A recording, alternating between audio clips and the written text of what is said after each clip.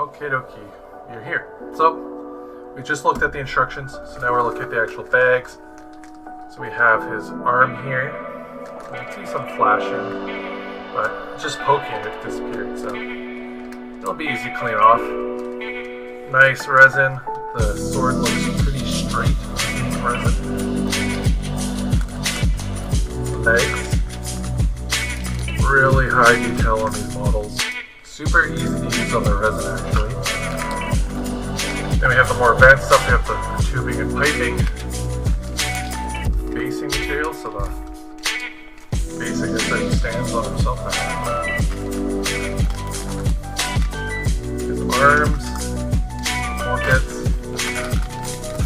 shields. Two different shields here. Shield with arm, different shield. So if people are looking for bits, or say you want to put these shields on another, like one of their, that forge giant that they have in plastic to make another one of these guys, you have the shield to do so. Same with a loose helmet, potentially. So you could, in theory, make two of these for the price of like 1.5. Yeah, because you have the helmet. Yeah, so you have a loose helmet and you have a helmet with a neck joint. So you can use the helmet with the head joint on this model, and then you have the loose helmet put onto the head of the plastic giant, so on and so forth. Or you can actually just use the head, spare head that comes with this on that plastic giant. Then we have his body and his base. Comes with his own custom circle base. So it's pretty dope. His card. Then last but not least, it comes with a giant base. So let's see if this fits in here. Oh yeah, it does. It's a little loose, but it works. It's just basically to go in here anyways with a movement tray. So in theory, if you wanted to, you could save this for a Warhammer model. Or what I think you're supposed to do is you're supposed to glue it on, so it like holds it in place. But I think I'm gonna just have a loose on this in here. Maybe put some green stuff in here to kind of just make it tighter on the base. Who knows? That, or in theory you could just that. Actually, that's the way I would do it. I was looking at it. Yeah, I do it this way. So what you do is, if you don't play other games or you don't want to save this lens space for like a vehicle model for bolt action, you don't want to put a tank on here. Do it upside down, and then glue it in there, and it actually stops it wiggling. Well, it's also like not glued into it, so it's wiggling more than it would be, but it would wiggle a lot less. So when it's in, it's straight. So it really all depends on how you want to see this. In theory, I'm pretty sure you're supposed to glue it onto this and have it be straight, But I'm gonna leave them out and save the base. I'll probably bring stuff around this to make it bigger. But anyways, that's him. That's him. H-I-M-D. That's the Talos. I think we will build him today. I think that would be a goal. Would be a plan to build him. Let's pack him up. So we have a bigger box. Not a bigger model, but a bigger. And down everything goes. Everything's falling apart. But we do have a bigger box to look at. So. Anywho, getting into it, let's look at our next big box. This is the... Can I even get it put on the here? Maybe I could theoretically. We have the, there we go, 100 Kingdom Starter Set. So this isn't the 5-year anniversary one. This is the original starter set. which is still worth it in my opinion. If you can't get the other one. The other one, the only reason why I don't want to get the other one is because it will, in the end, save you money on units that you'll want to buy anyways. Like if you bought both of these starter sets, both of the starter sets at once, you'd have a very good army. The one is Oops All Horses, so that comes... Basically, you get a couple of units of each sub-faction in the 100 Kingdoms with all their horses. In this one, you get, because I have the instruction manual here, you get, zoom in,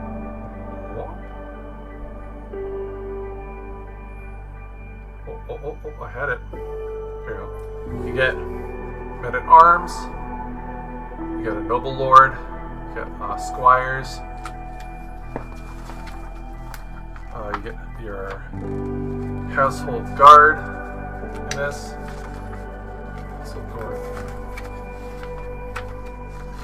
I think I built mine as household guard in another box I got, so I'm just gonna keep building that. Here, the household knights, and your noble lord, all in plastic, I believe. Could be wrong, but yeah, this is the instruction manual, and then we zoom out. There we go, instruction manual. And we open this up. It does come with 2 of the rule books for both First Blood and Last Argument. We have our bases, horse, and unit. And we have... Here comes the cat. We have, looks like, our men-at-arms command base. I've already built the unit, so we'll see how many units this builds, if I might need to make more. Here we have, looks like our, what are these? Household Knights. This is their command sprue. The biggest banner I've ever seen. Oh. So there's that. Then we have, what else do we have in here? More large bases. We have a baggie of our cards. Nice, nice. Then we have, let's see what else do we got here. Yeah, this looks like our gilded, oh, no, these are horses.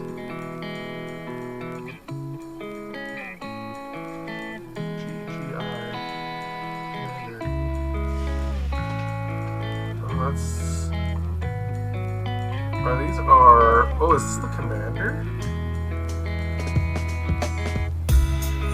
Or is the... No, this is the commander sprue for horses. Maybe this is the household guard. No, this is the household guard. Or is... Oh, this is the knight commander, potentially. This is household knights, or whatever. That's something, we'll figure it out. This is definitely the Gilded Legion / House Guards. A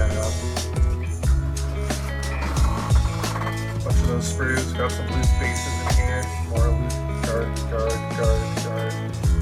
These, oh, we got horses.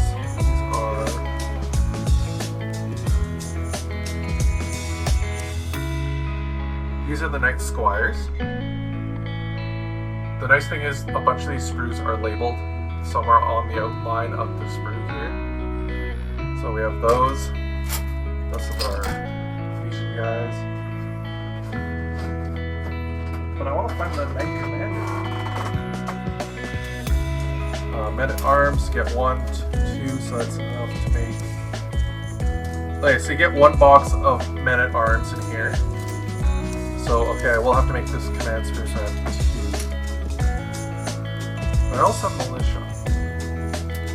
Separate. Well, yeah, militia separate. We'll see. And no, I'll just build 2 men-at-arms squads. Why not? Then we have, so for those who haven't seen them, but I didn't do a video on it, we have our men-at-arms. Then we have our horses, or knights. Our household knights. We got 1, 2. So I think it's a dude per. It's a dude per sprue. Right. So we have 1, 2, 3, 4. Looks like we have four sprues.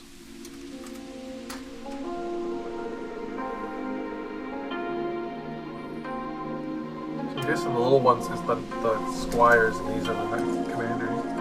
Then where's the commander? Yeah, because here's the other sprue for the squires. You can make all 3 horses. So, oh, do you make? I wonder. Let me check something. Maybe I answered my own question here. Household knights. I've built a couple of them. Town squires. Yeah. No.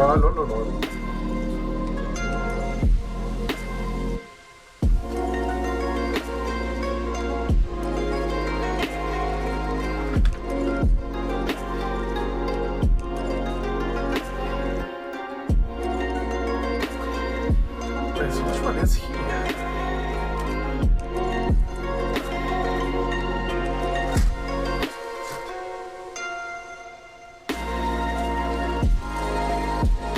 Oh, there he is. So he's plastic. Okay, that's why. Okay. So the reason why they give you 4 of the horse sprues, of the household knight sprues, is because you make the noble lord off the household sprue, and he just has slightly different helmets on the horse himself, and you just paint him differently. That's how they do it. Okay. Si, senor. I understand. Though there is a separate one you can buy that's resin, I think. That looks a little more baller. And of course I have that one that Brody was painting for me. The Sir St. George, whatever, fighting the dragon. He's gonna be my knight leader. So I'll just build him as another horse lord dude, and then that way I have basically 2 units of horses already from the first blood boxes. So there's that. That will have 2 units of horses. Yeah, that's the starter set for that. I will do a video later reviewing this, like better on YouTube. Yeah, that's really all I have to show off on that front. Kick my camera again. You have the man-at-arms from the cards here. Well, yeah, bound squires, household guard, gilded legion, the noble lord, pure code, man-at-arms, and household knights. So you can, out of the same sprue, build one of these 2. I have a squad of these guys, so I'm just gonna build another one of these. Or I might build the Gilded Legion. We'll see which one looks cooler. You can make them as well. So yeah, that's the cards you get in there. We're just going to take this box. Get there. And we're just going to put these cards in here. This is your codex, basically. This is how the game works. So you get a box of cards. It has spells. And instead of having, stats on them and stuff, they just have a QR code. Scan it on the app. It's free, and it tells you what your current rules are for your faction. No paywall as of now. Never know in the future, but it seems like they're pushing hard on free rules for life. So there's that. And then I think the last thing we'll look into, the long-awaited, what I've been talking about, the judgment models. And that's these guys right here. This is from a new board game I picked up after seeing it played and playing it myself. I have more on the way. There was an issue with shipping. Getting to that a little bit later as I'm priming these. But this is a MOBA-inspired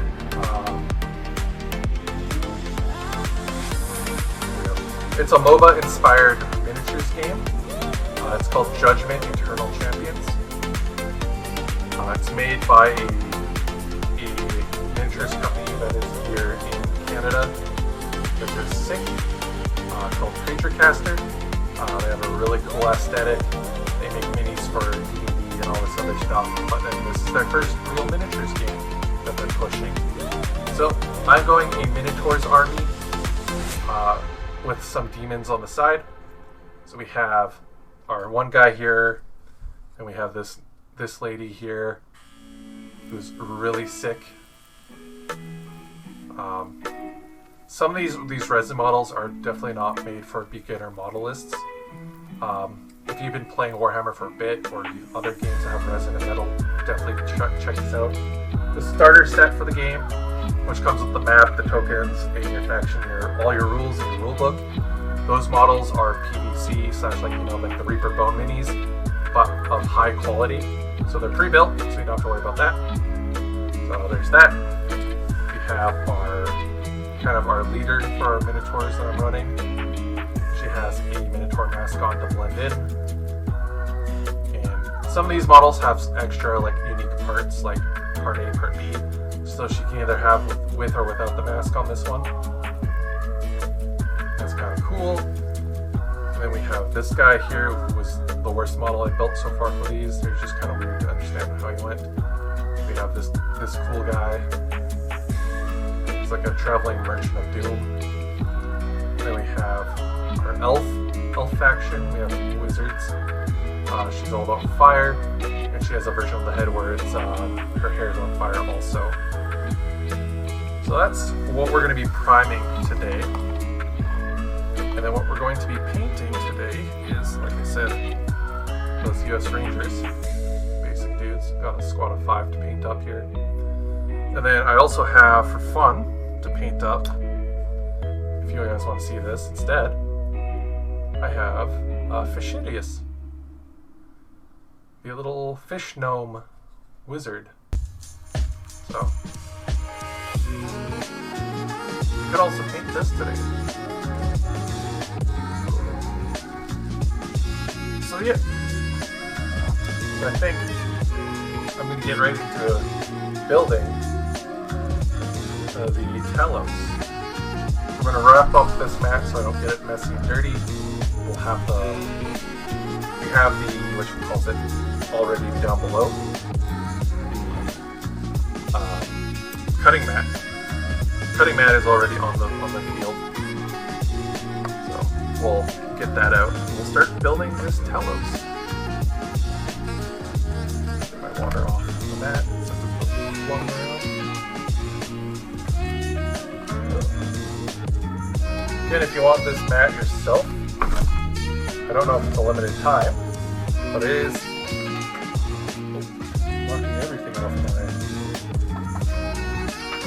knocking everything off my freaking desk.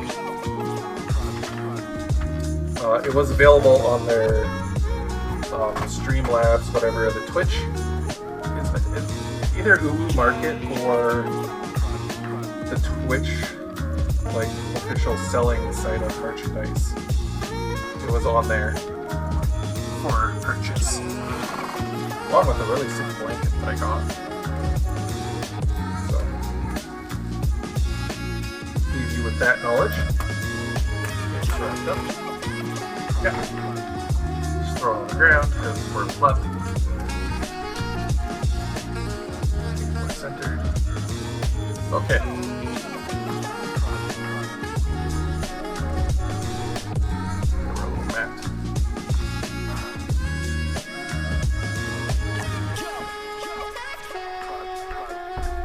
On here, mouse, and our water bottle. There we go. Okay. Oh, why is this still in here? I got just trash all over my room. Trash, man. Thank garbage. Okay.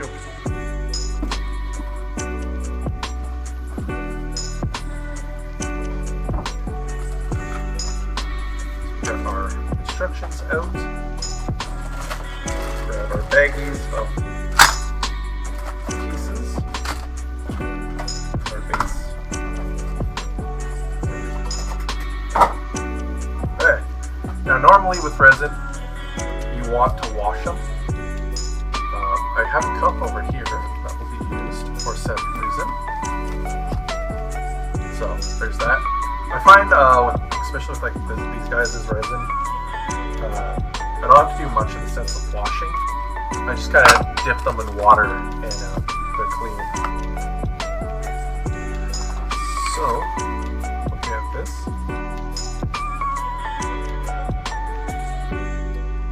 Okay, so it seems like if you want to do the one where he's holding the helmet and he has his head exposed. If you want to do the one where he has his head exposed, you're going to do anything in these boxes. These alternate option boxes, like here, here. So because we're not doing that this video, we're not, this build at least, we're going to just build him the main way.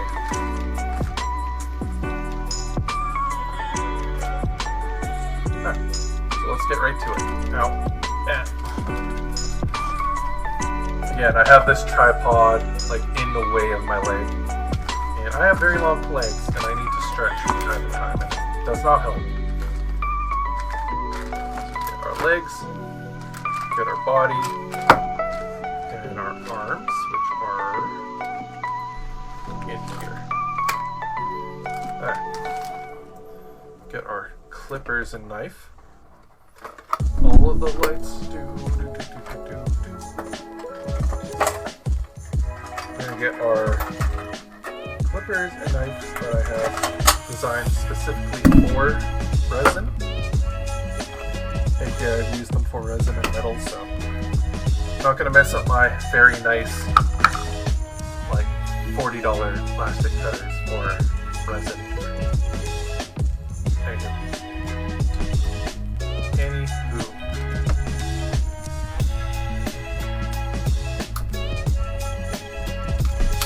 Fix these arms because the camera's lopsided.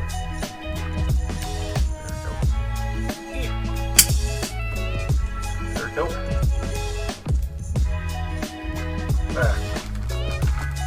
There we go.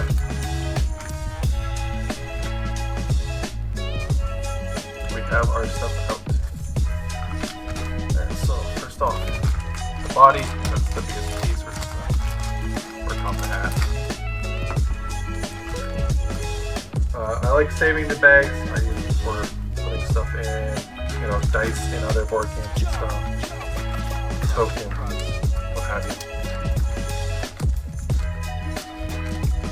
I wish they kind of, I understand why they put them in these individual bags, so it's easier for the people who pack these boxes and stuff. But the environmentalist inside me is like, you could have just put this all into one big bag. But, you know, don't cut these off, they go into the base. And don't cut these off because they are parts of the model. So, very smooth. There's a bunion on his foot. Just gonna remove that.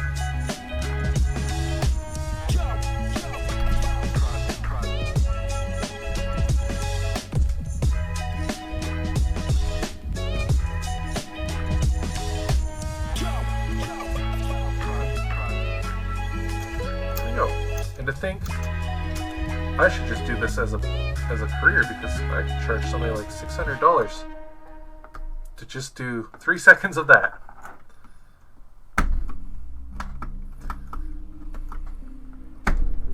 Boom, done. So we're just going to dip the joints that are going to glue into his body. Just give that a good old wash in the water. Do have some paper towel that I can sit them on, but they're not that badly wet. You could, in theory, if you have a nice saw, or you clip that away over time with the clippers. If you're careful, you could cut off the ends here to put into into the black flat base. Here you go. Okay, now onto the body. Any piece I gotta clean off? Yes, right here.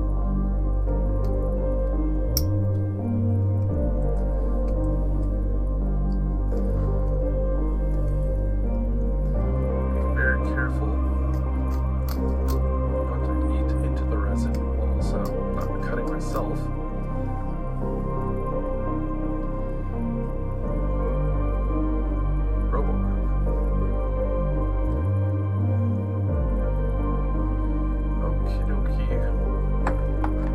So the lore behind the Talos, from what I've read / can remember, is they were a part of the giants because giants were a big problem for humanity, but they were also their friends. Something happens where they become friends, at least on the city-state side. But anyways, these giants did something in their life to the other giants, that their society basically kicks them out, and they end up finding a city that's under the control of the city-states and kind of just chills there. And if they're not guarding the city or patrolling it, they're working on something. They're a scholar giant. Basically, the pole marks, which are the captains of the army of city-states, but as a giant. And because of how people view giants and stuff and how they're kind of afraid of them and sometimes can worship them, they don't ask them, because there's no point in potentially getting on the bad side of this guy who's protecting your city. They just chill. They're uneasy, but they let them be, and the Talos just kind of exists. But in exchange for them existing there and eating their food and, having a house and stuff, they protect the city, and because they protect the city, the people give them whatever they want. And they're kind of just there. They're not bad, but they're also not good. They just exist. So he's gonna go that way. This piece is gonna go here. Like that. Okay, I see. Looks like, looking at him, he's not really organic. Like, these look like to be some sort of wiring or stonework that goes into fake legs. So we'll see how that goes. But anywho, let's get our glue. We do have accelerator spray, and we have our army paint glue. I got lucky. I find a lot of these super glues that the army paint were making, by the time they get around here, they're really shitty. And at the start it was, but as I kind of like used it for a bit, shook it up, and then like kind of let it air out for a second or two, this glue is actually really good now. It, especially on plastic, it sets like almost instantly. So I don't know. Maybe it's just our environment, or maybe they changed the glue formula, but it sets pretty quick. And I don't need a lot. I've had this glue for a few months now, and it's only now halfway. So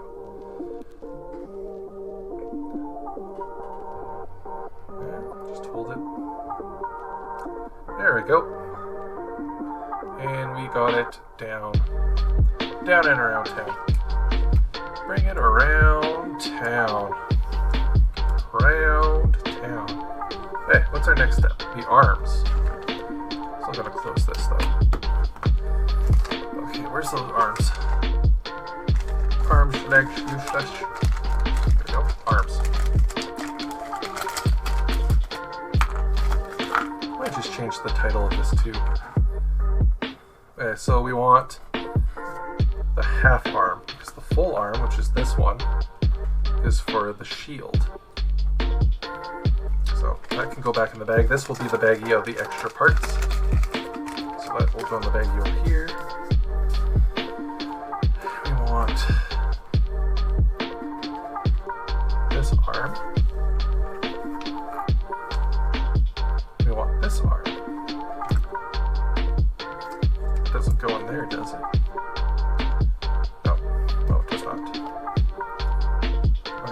want these two.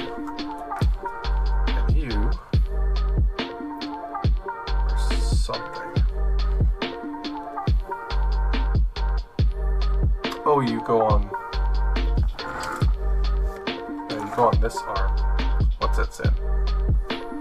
Okay, I see. Okay. I understand the assignment. Oh, we're just gonna stick him in his little base. So he dries properly. Anywho. And also he's out of the way. Bop. Bop. If you keep those rods that you cut off these things, you can make like light posts and stuff and logs. Yeah. Yeah.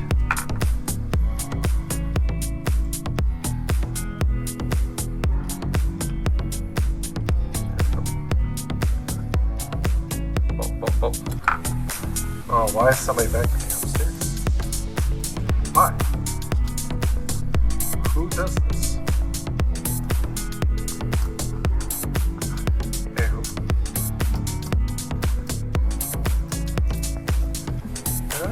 Look at that.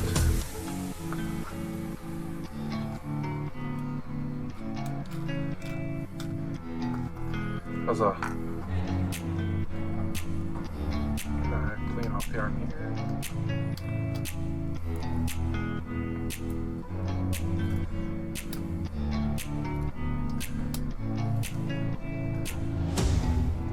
So we're going to basically build this guy. And then when I'm done building him, I'm going to prime the other models and him. And when we're done that, I think I'm going to call it and get some food.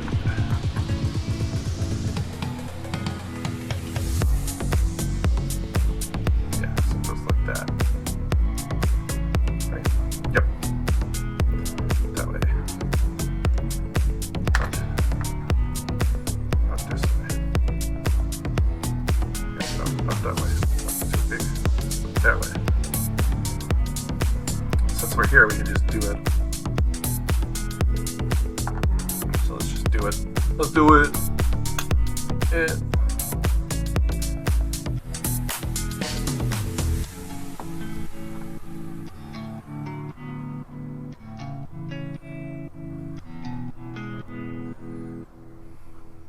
Glued.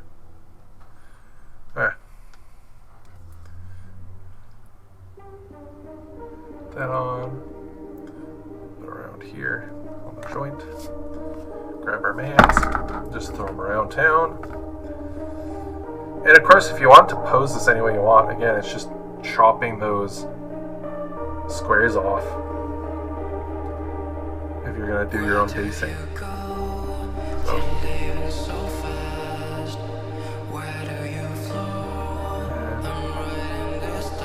Something goes that way.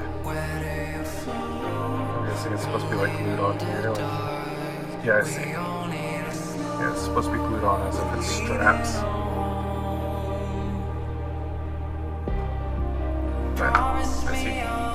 I see. You may not be able to though, because it's somehow blurry. There we go.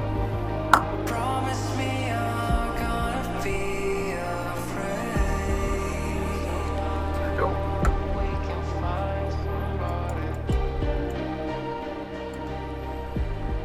Okay. Now we're gonna spray this one.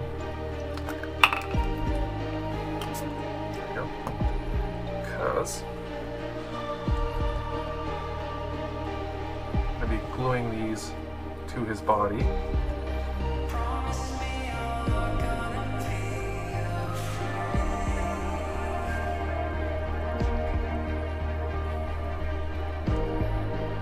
Dry, please.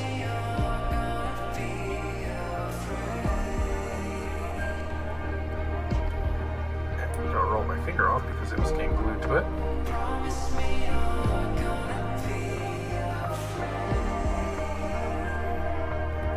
Side. There we go. Little tiny spritz. Make sure you use that stuff in a ventilated area or an open window. because depending on who makes it, the smells can be really bad, and it can be really bad for you. Alright. Round 2. Now, since we have him kind of, like armed, we get our cap and we put it on our glue. But we get our shield.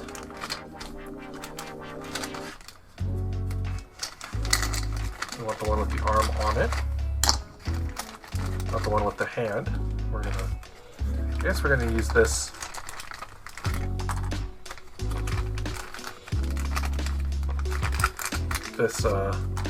bag because it's big enough to hold the shield.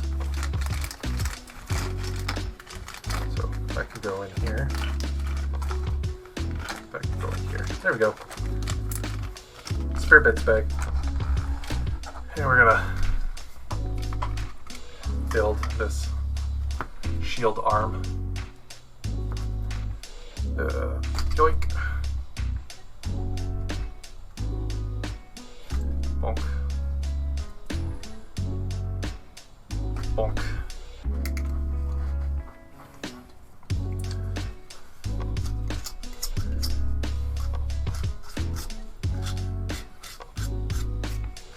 I don't know what resin they use to make these things, but they come out really nice, and they're really nice to work with. It's almost like working with plastic. It's like that Greek Polish resin. Alright.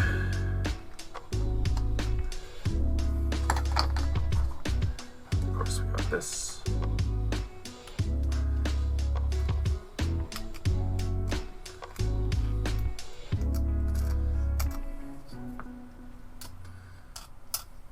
Now, depending on how you like to paint, you might want to put this part on after you paint it, like paint it separately. But that's also kind of a waste of time too, depending on, again, your style of painting. If you want it to be your best paint job ever, you probably want it after, but you can also do it without. It just looks as neato, but that goes right there.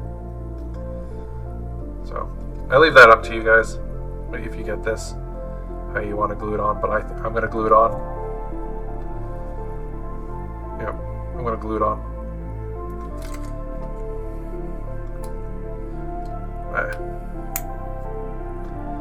That's how you want to get on, that's how you'll get on. So glue it.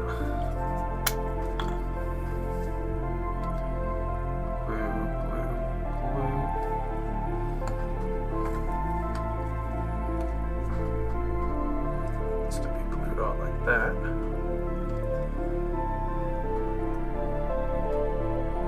There we go. This might be another time for the accelerator.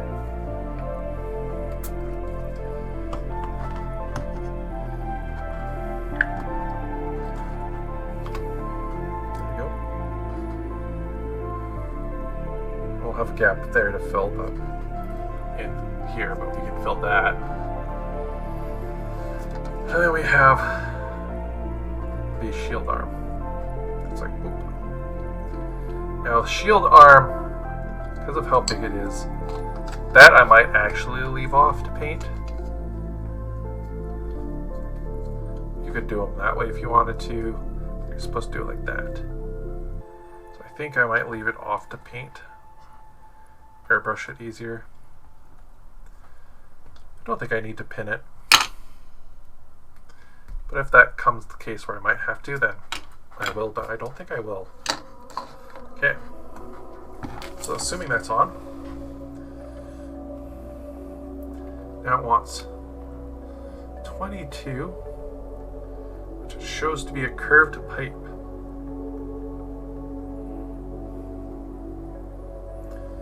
Then it wants the big pipe. Okay. So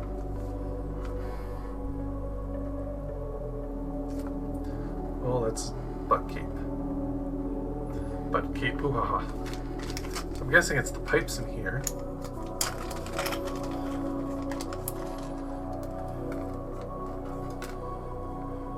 Oh, These are tiny.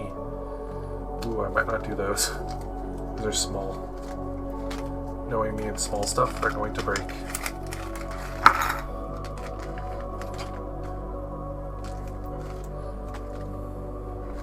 Pour the fuck key out. Pouring all the pieces out there. Alright, so it's the big pipe. That's easy to notice, so we need that. This is 22. I don't think so. We need helmet head. So helmet head and unhelmeted. Oh, that's a cool little feature. So I have it off on the side here, but if you put the unhelmeted head with the spare helmet, it fits on it. So there you go. Put those in here because we're not using those bits. It's the spare bits bag. I can go over there. That's not the piece we need right now. That's not a piece we need right now. That's not a piece we need. It's just that weird spike shoulder thing. Are these one of the pipes? Oh, I dropped it. Okay, can we get to it? That is the problem. Yes we can. The answer was yes.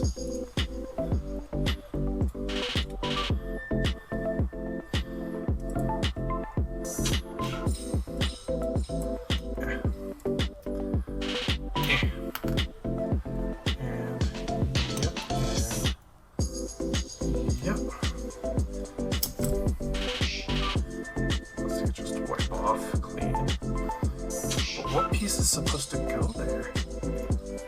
That is the question. These go, it looks like, on the back of his head. So it looks like a back of the head thing.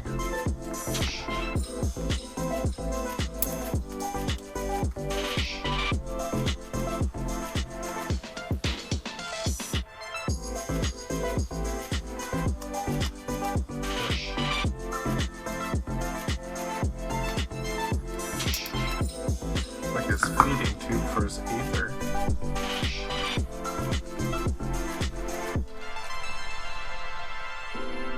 It's supposed to be this one. Yeah, and that plugs into his backpack on the back. The weird feeding tube contraction that he has.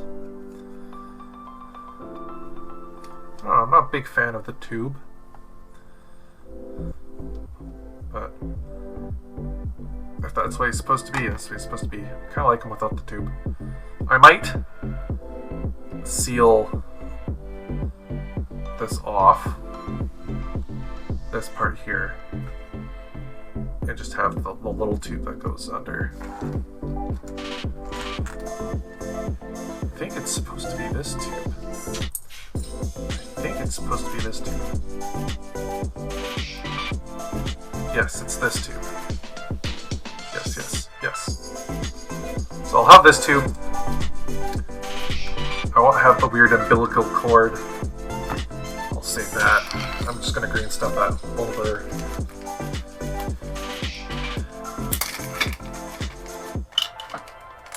You know, have it like a gem inside of him instead. But I'll just clean this up.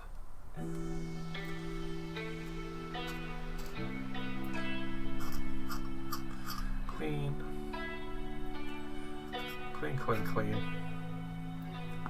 There we go. I believe it goes a way on this body.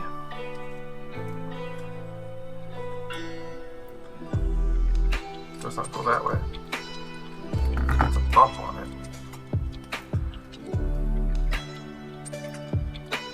There's a bump on the log in the bottom of the sea. I found the way.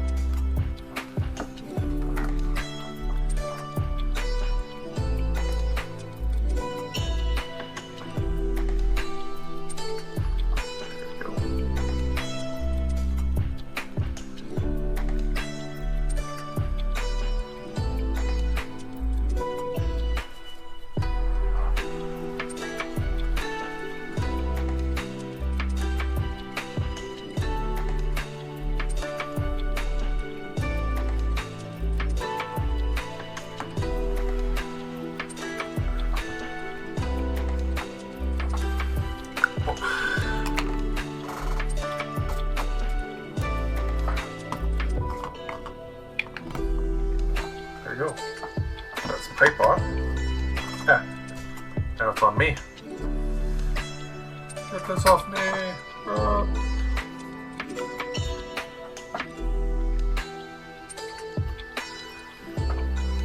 Alright. Next off we have is a cat. There's a cat in my room.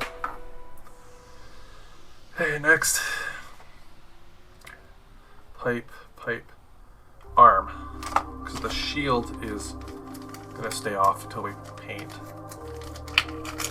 Then we have the arm with the sword.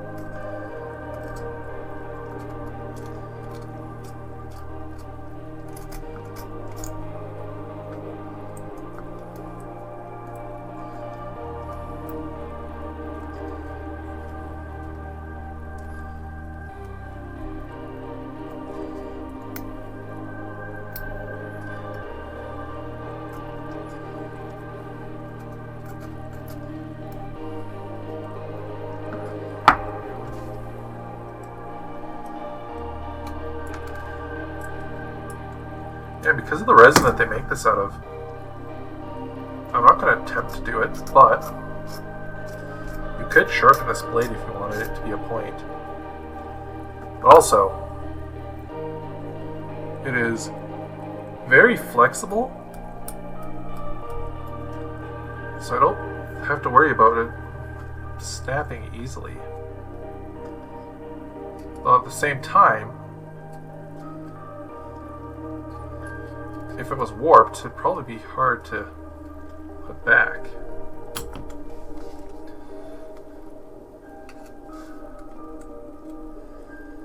So, there's that. And then, of course, in the back here, a little piston arm. Yeah. A piston whose cup? It's the piston cup mater.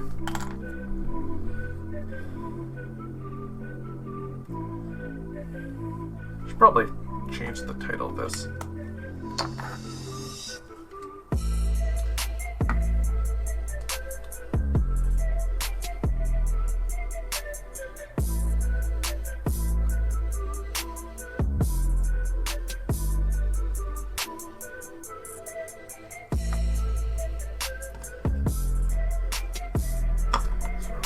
Sword's supposed to go in this hole. There we go. Oh, he wants to spring himself out. He does not want to go in that spot, so he doesn't actually just want to fit in there, I see. My neck.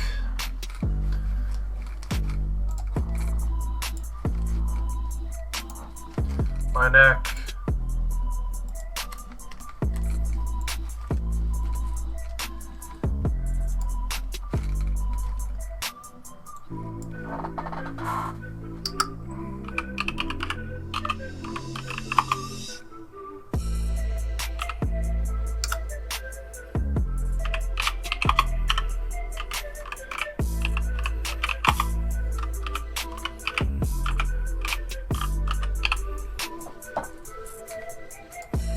We've updated it. What's up?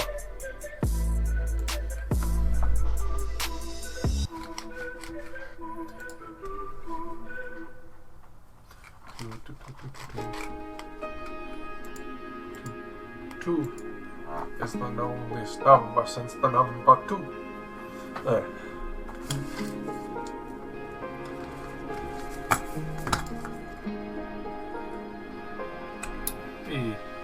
Chip and chip.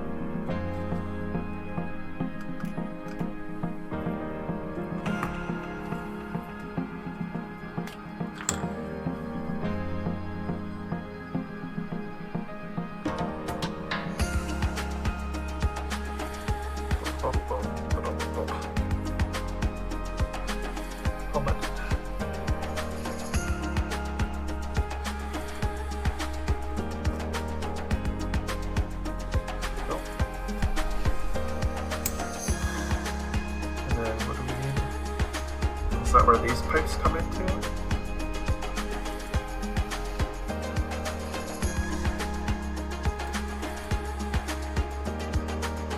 Or is these for the oh, these are for the different heads, I believe.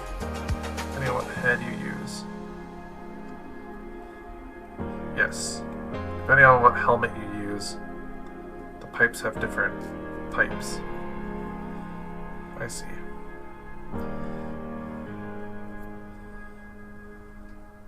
Yeah. Yeah.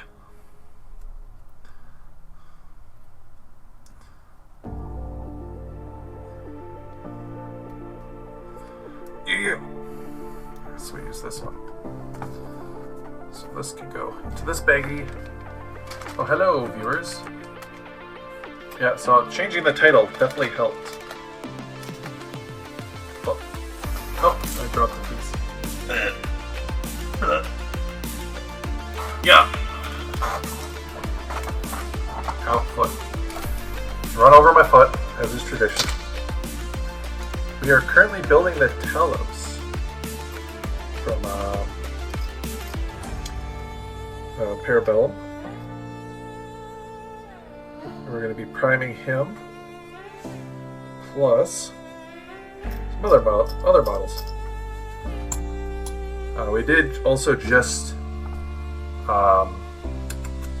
do a review on an unboxing of the 100 Kingdoms starter box. So there'll be a VOD for that, or later on there'll be an actual legit unboxing.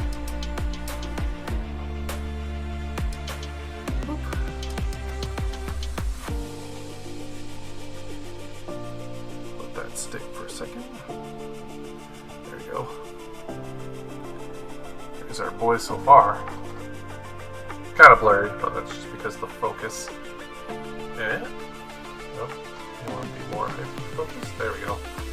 Here's our boy so far. I'm not doing the big pipe. I'm going to fill this in with green stuff and make it like a gem. And I'm painting his shield before I glue it on. That's his shield arm is right here, so. Alright. Got on your base. There we go. Bam, yeah.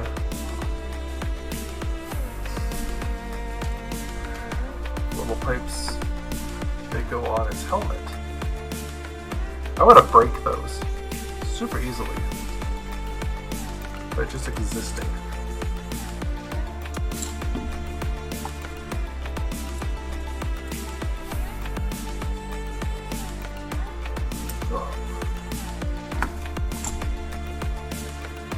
Let's see where this goes. Well, it goes here, I'm guessing. Yeah, it goes right there.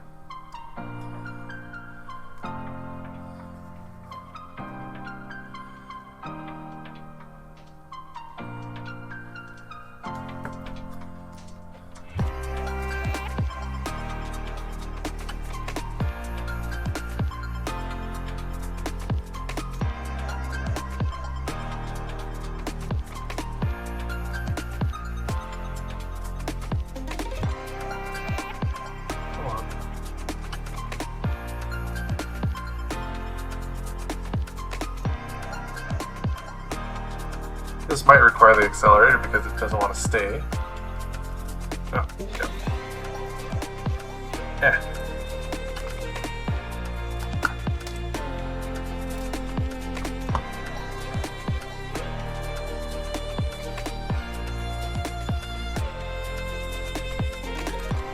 Du hast versagt.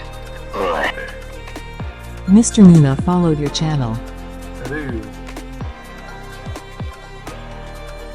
Thank you for the follow. Just trying to get this pipe to freaking stay on his head.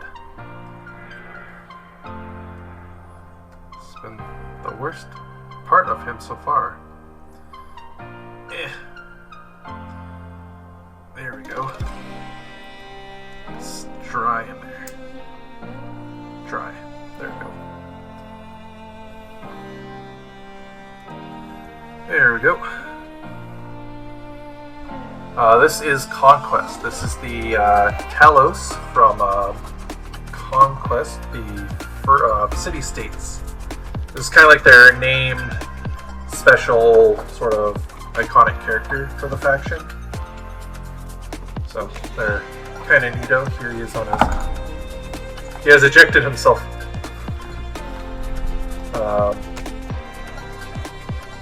Here he is on his base. They are 38 millimeters, so they're slightly bigger than Games Workshop models.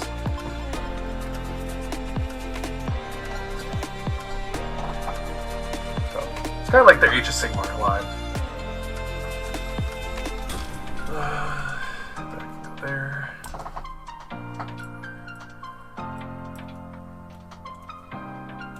Clip that off. Clip. There we go. Anything else? Okay.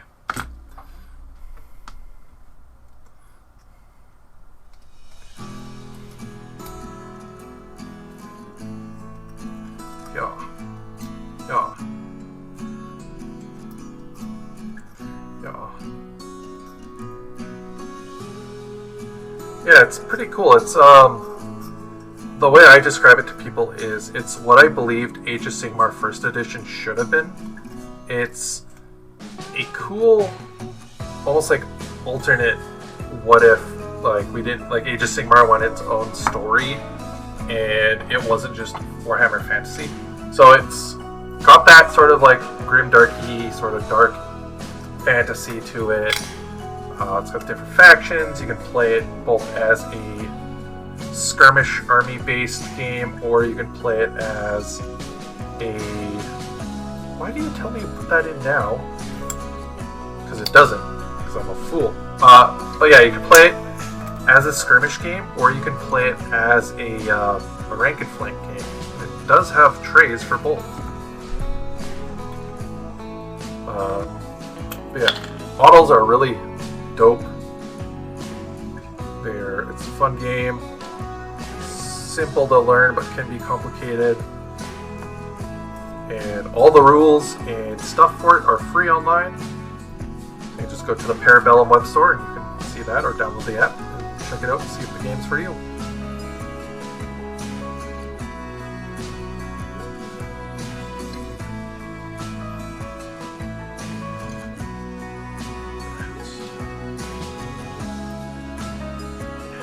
There we go.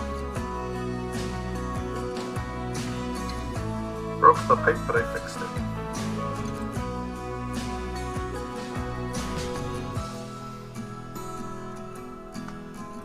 If you want to know more about it, I did a video on my YouTube channel where you can see me unbox it. I kind of talk about it, stuff like that. Check out the different factions. The city-states, one of my more favorite factions, is like Greek in a sense. It's not like Roman Greek, it's more the other side of Greece, Spartans, stuff like that. The Old Dominion, which are their like undead faction, are Romans. It might be. I do have the microphone away from where I'm sitting just because of my positioning. So it's kind of hard for me to actually talk into it. So I am going to be a little quiet, unfortunately. It's just the unfortunateness of my positioning.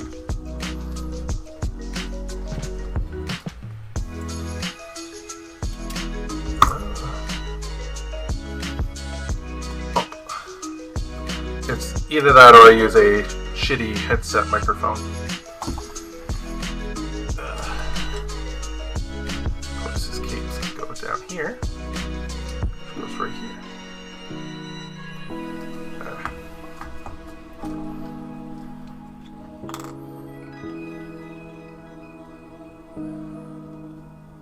Now, he is an exception.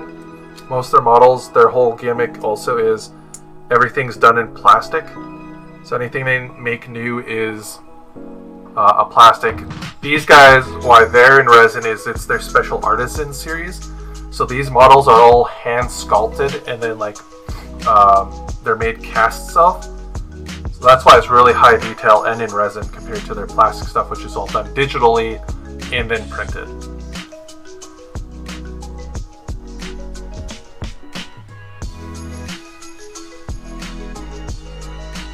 There we go. And then 24 is for A. Oh yeah, because I'm not putting the shield in the ground. Cool, I can do that if you want.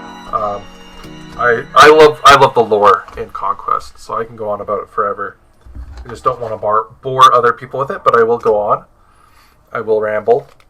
So the lore of Conquest is it is on a planet called Ea, spelled like EA, and in it it is galactic wide, so it's kind of got a sense of sci-fi to it, but not necessarily fully. And in the sense I mean by that is the Eldar, or the elves of this race, come from space. Same with dragons. They were a space-faring species. And what came around with that is, dragons found Earth because something happened that caused them to travel around the stars, kind of like, Necron star, like Catan's. And then the space elves, their planet, they kind of destroyed it into a wasteland, kind of like what we're doing with our own, and went off as a faction to different parts of the galaxy to find a place that they could potentially inhabit later on in life. What happened was, though, when the faction that found our planet, and this is the coolest part, all factions, when they make a faction or they make a lore or a model, everything ties into each other so naturally. So when you explain the lore of Conquest, you can't just explain just one faction, you explain all the factions. And so the Elf's world exploded, it died, and when they landed on our planet. And thus they had to kind of, as an emergency, start making our world theirs. So they started terraforming, hence the name the Spires, because their ships are these giant spires that come out of the ground. And they also brought with them the ability to clone, which by doing so and studying the material from our planet, they started creating things. First, they created, their drones themselves, which then kind of led into humans. And these leads to the northern tribes and the 100 Kingdoms, the city-states, sorcerer kings, all that noise.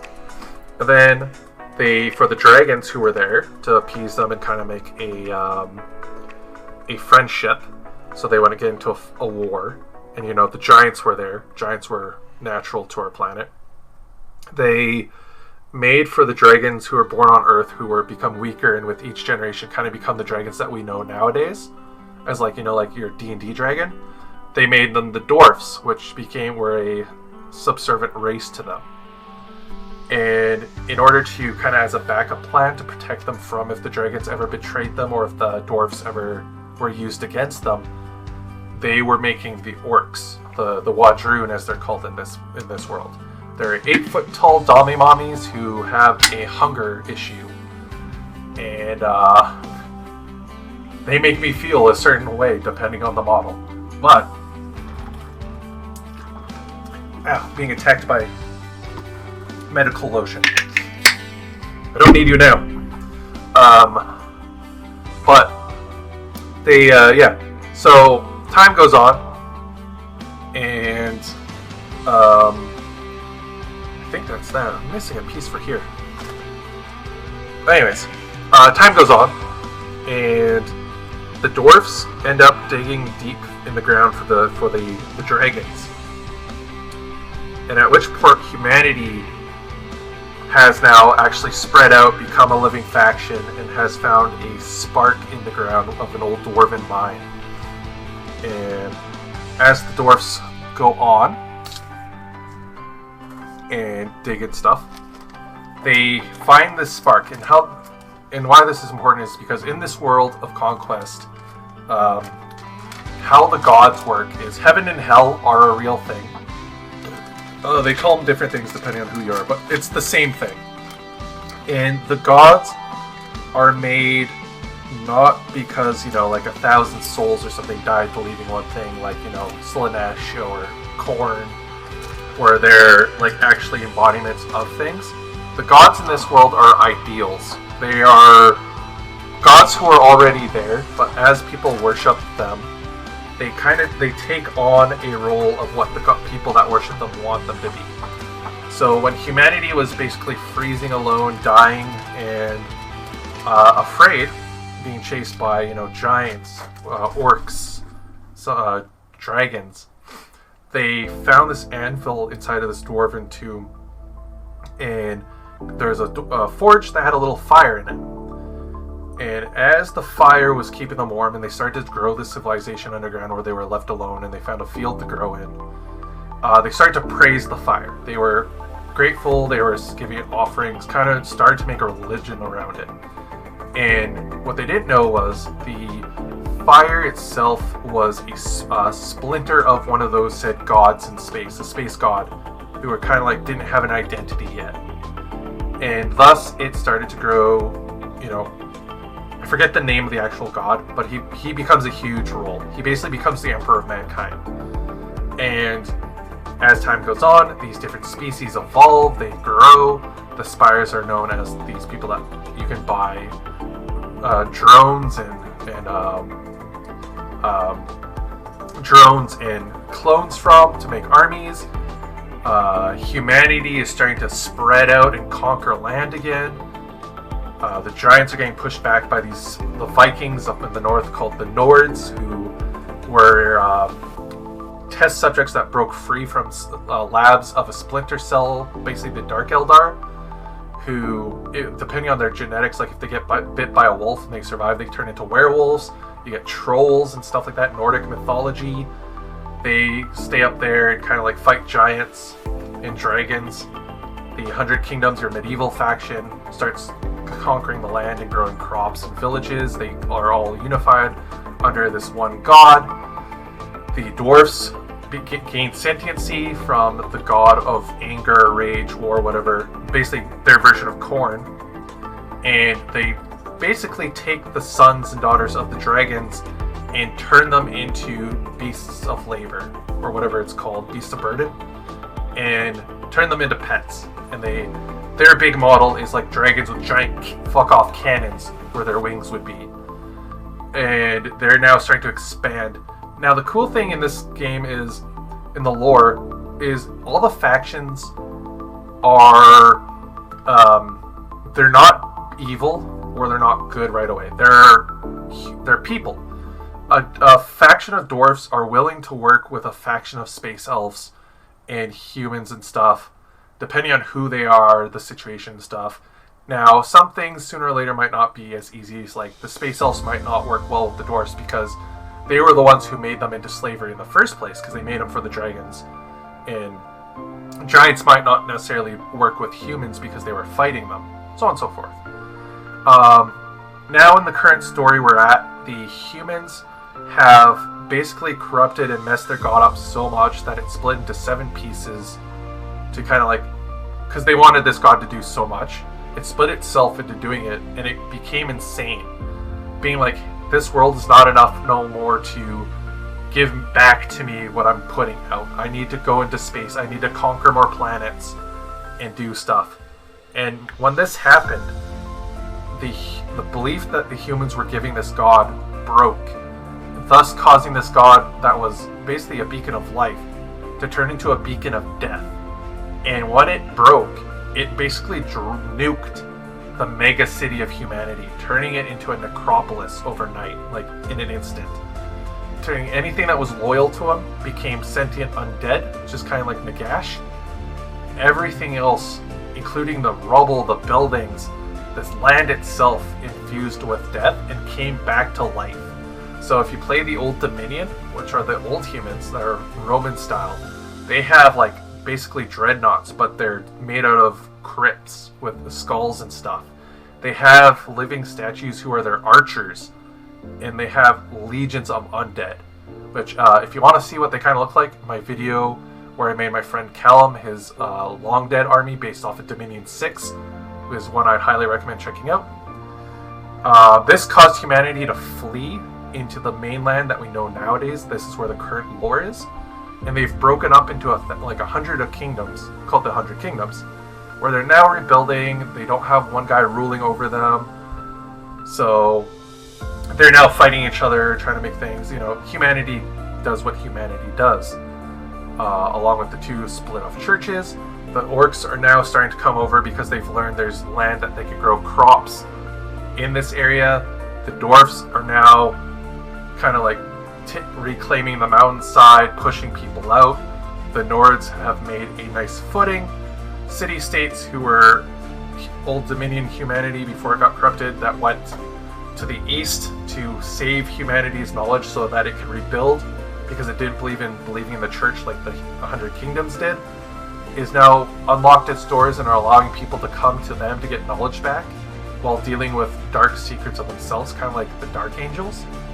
And the newest faction that was released, the Sorcerer Kings, they are the Scholar Progenia, the school of magic of humanity, who went out to study stuff. And I'm not 100% sure on their lore, but they went out basically and they found the secrets of magic and are now coming back and building a city-state for themselves. And the next faction that they've just announced is the Dark Eldar faction is getting models. So we'll have the Spire, which are the Eldar, and you're going to have the Weaver Courts, which are the Dark Eldar, or vice versa. It's one of the two. And that's currently where we're at with the lore. And talking about where we're currently at, we are basically done this boy. I just got to glue this piece onto his base, but with that, he is done. So I just got to put that right there.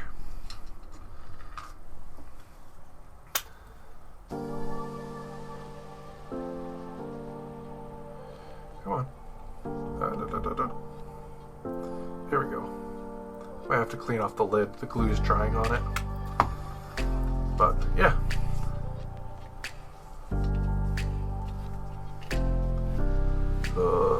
Get on there. I had you. There we go. Boom. Done so. And that's the boy. So I'm going to go and put some green stuff in here. So then he should be good for priming.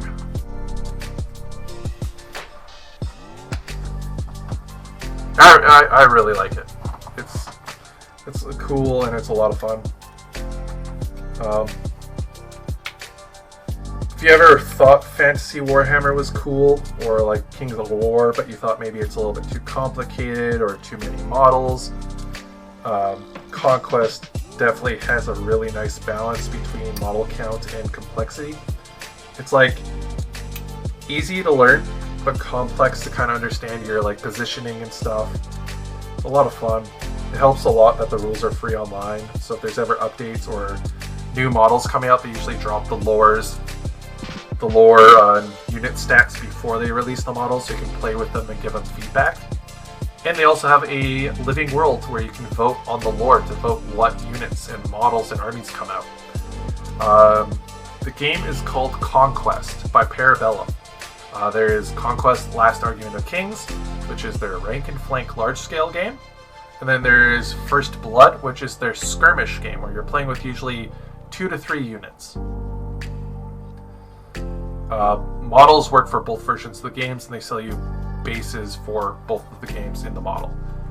Like the so like this base here would be your and this is a giant, so this is the large models. The normal guys are usually like this big, like this tall. Without the base, this is a different game, but like this tall. They're usually this tall. And yeah. So this is like the First Blood base, and then there's just 6 slots into a square base that comes with this, and that's your rank and flank.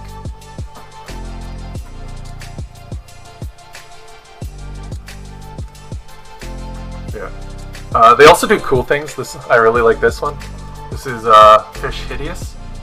This is their Halloween special model that they did. This is a fish gnome that is a witch.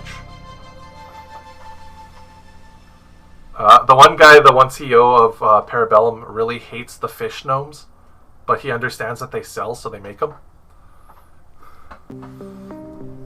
His box, if I still have it. They also have, they do a thing called the Founders Exclusive. It's kind of like a cool lore piece that's meant for display, but can be played as a proxy to a unit in the game. They did one this year. It was a shark, a laser shark, with a fish gnome on it, and he replaces your commander. But, yeah, this is the box he came in.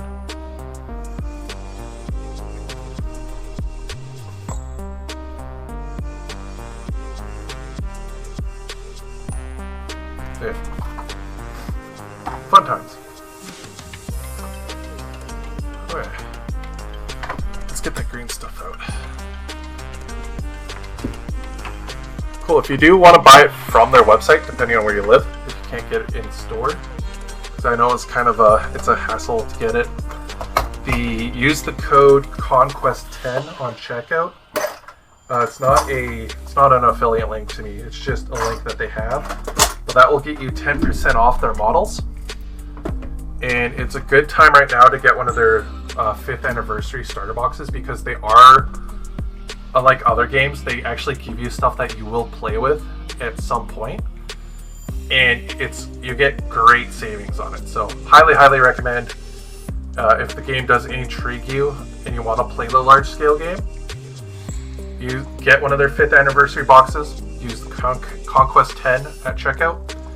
But I personally would recommend you buy one of their First Blood starter boxes. They're $50. It gives you a full skirmish army, starting army that's actually playable. And if you like that faction, the movement trays that come with it, you can add into an army. You just buy units to add onto it. So that's where I would personally start, is buy one of those First Blood boxes for the faction looks coolest to you, and then buy the starter army. Okay. Put his stuff over here. Where's my green stuff? Oh, it's in here.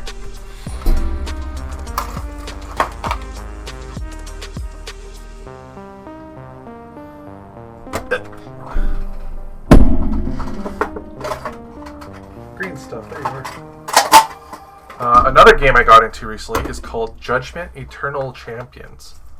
It is a MOBA-based board game that uses like 35mm models. I do indeed play VR chat, though unfortunately my headset broke a while ago, and my computer is a just shitty Steam box from the past. So it doesn't play well with new VR. So I unfortunately haven't been able to actually VR in it, but I do VR chat.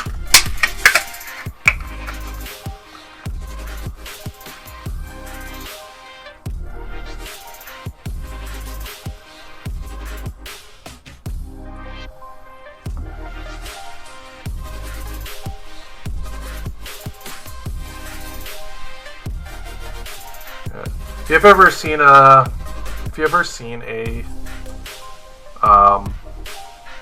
Warhammer model in person, the Conquest models are actually taller than them, so they're not that bad. Like, they're really good, I'd say, as somebody who wants to paint models and you might think it's a little bit too small or daunting. The Conquest models are really good. Yeah, so they're going to be Terminator size, if you know Terminators, but as the core infantry. But they're definitely really nice for starting. Okay, I'll stick it in there.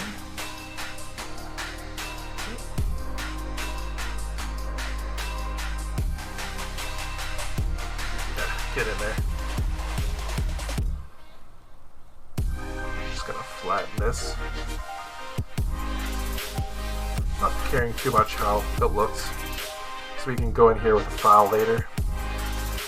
Just don't want to get it on the outside. Oh, and there goes my camera. It lasted a lot longer than I thought. So, perfect timing because that gives me time to go set up my airbrush.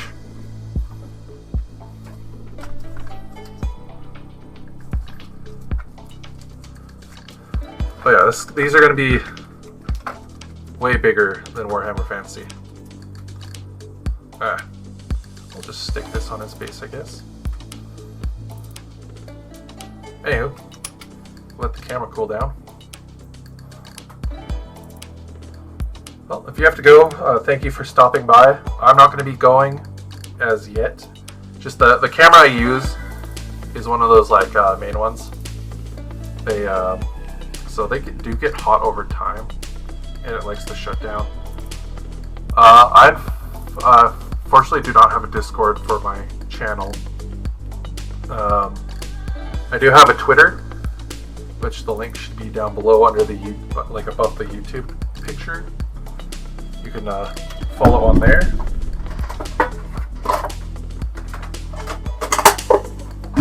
That's about it. I don't usually Twitch. Twitch is mostly for my recording of long form videos. Let's unplug you so I can put you in the window to cool down. Oh. Just do this and then we'll turn off the view for you guys and we'll just put on, our backup web camera. To the backup camera.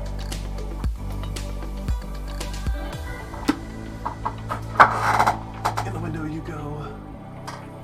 Backup camera, come to me.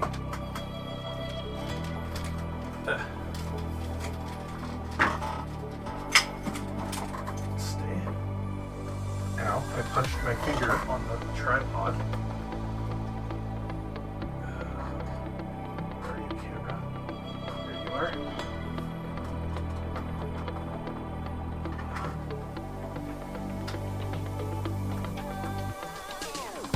There we go.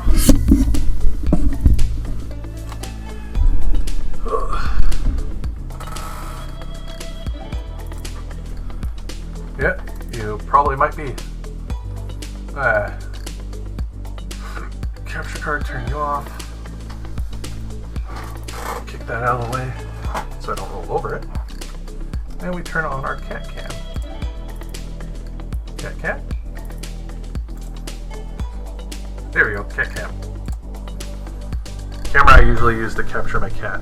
That's the name cat cam. Yeah, thank you for stopping by. Again, I don't regularly have a regular like streaming schedule, but if I do usually stream, it's usually the weekends, and it's usually like 2 hours, like 3 hours ago is when I start. So usually around there. But have a good night. For those who are still here, we're gonna go and prime this dude along with some of my judgment models. And when we are done priming them, I'm gonna go eat and download this video. And yeah, if you guys want to see what I did before you guys got here, I will have the VOD uploaded on YouTube. This was just a video to see what people react to, what I'm into, what I do. We did some reading about a game that I'm working on in my free time. We tried reading some books and starting a book club. And yeah, doing some work, some Conquest painting and building. Just fun. Okie dokie. Get my cardboard out. Where's my cardboard? There it is. It's got something on top of it. Yeah. Special airbrush. Cardboard. There you go. Okie dokie. It's also nice that I have this out so I'm not spraying my nice camera with particles of an airbrush. Oh, okay.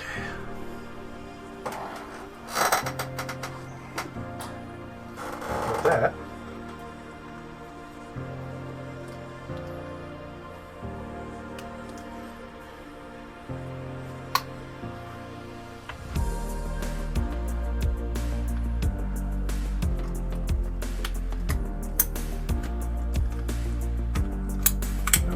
keep it out just in case.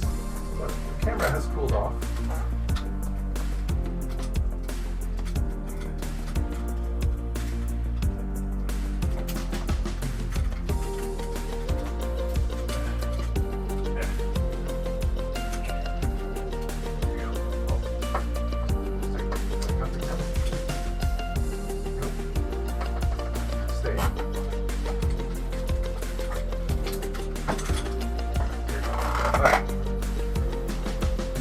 Alright, I'm back, I swear. Plug in the air compressor. Okay. Got our Conquest and our Eternal Masters.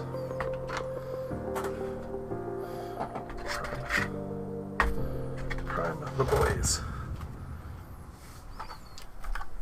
Alright, airbrush. Up. Airbrush time. Do. Make sure the needle's actually moving. Okay, good. Because last time I cleaned this out, apparently it didn't clean out all the way and it gunked it up so the needle wasn't moving. It was weird. Okay, doke. Got our airbrush. We're gonna get our spray on primer mix.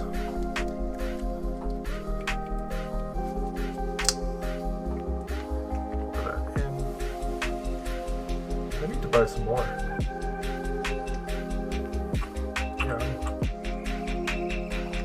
Oh, I can make more. That's right. I made this stuff. I didn't buy it. There we go. That's what I'm trying to remember. Okay.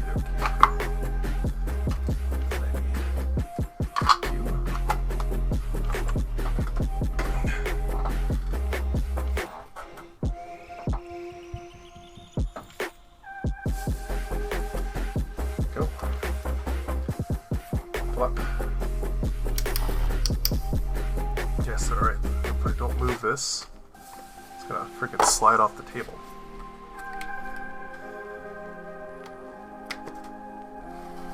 There we go.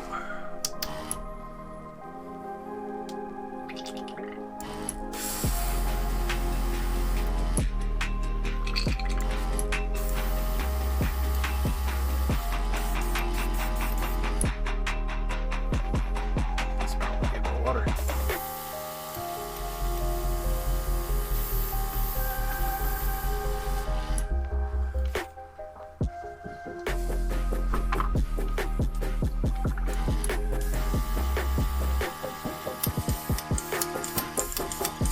I see the needle.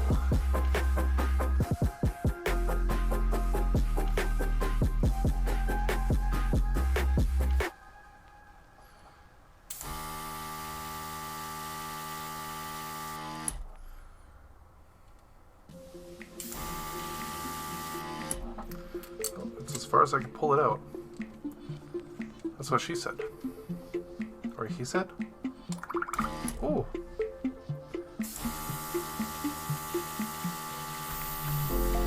Weird.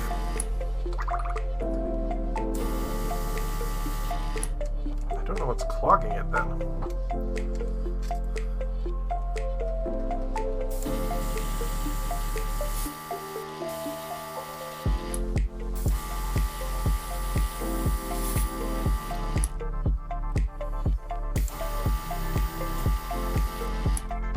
Oh, something's happening. Come on. Work for me here.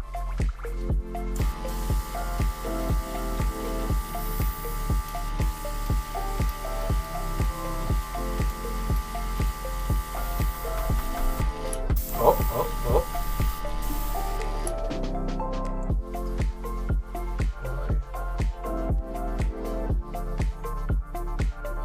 Are you fucked?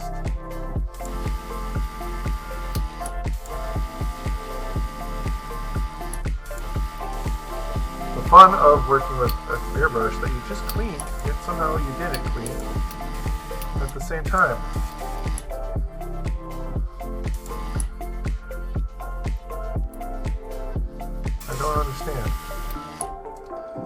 don't understand you, airbrush. Why you don't work.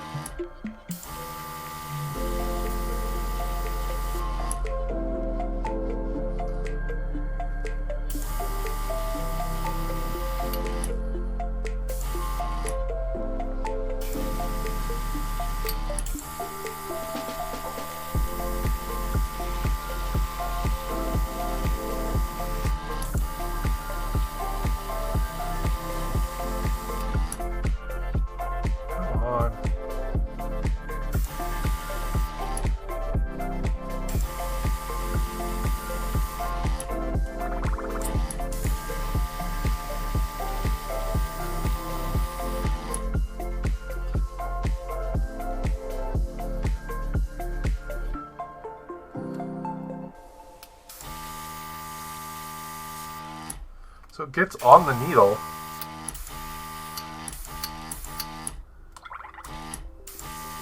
There we go. Finally. Sweet Genebus.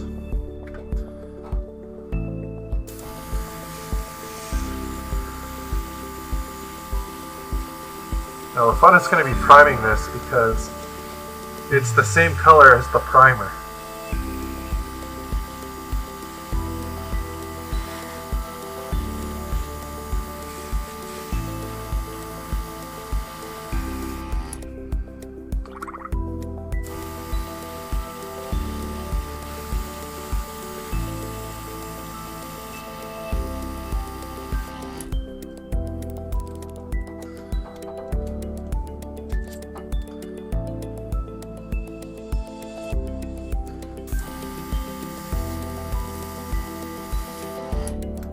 There we go, that cleared it up.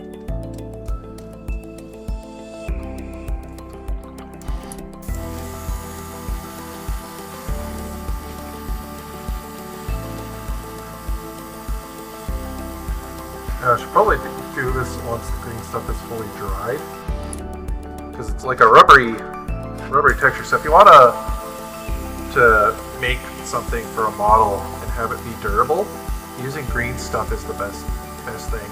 If you want something that can be, you know, sanded, filed down, manipulated, worked with right away, using Millipunt is the best stuff.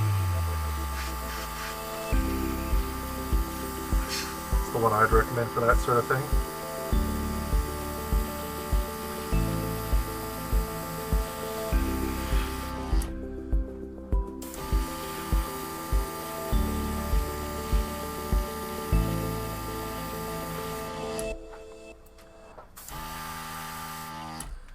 Flip him over.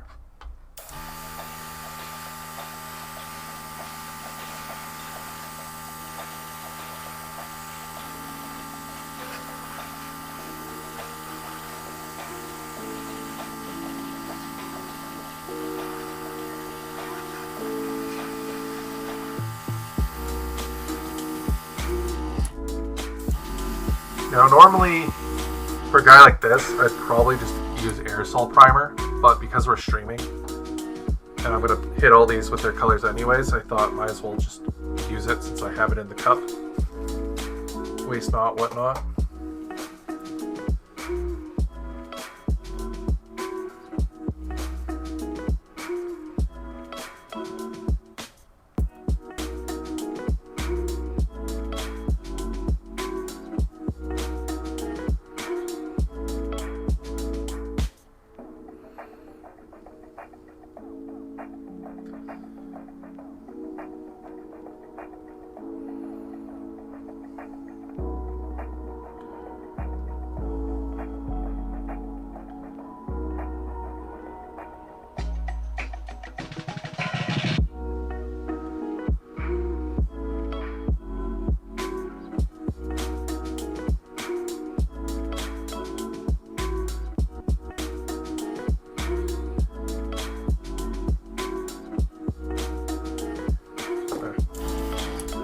Getting message from people.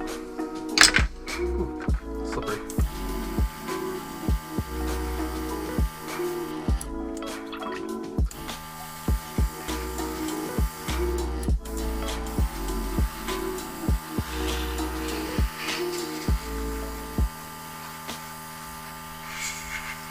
cord on his handle is the same material that's used on the tubing for his body. That's a cool little detail.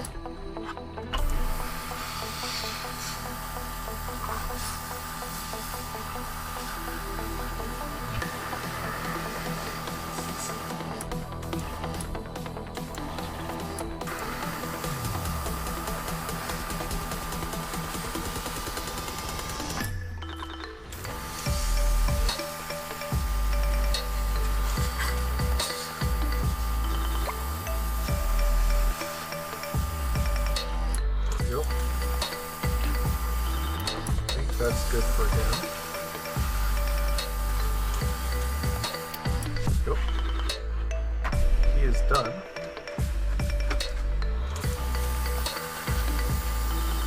And his base is done. At least enough to get the gray primer on. So we'll just kind of pull these models over. Push him over to the side.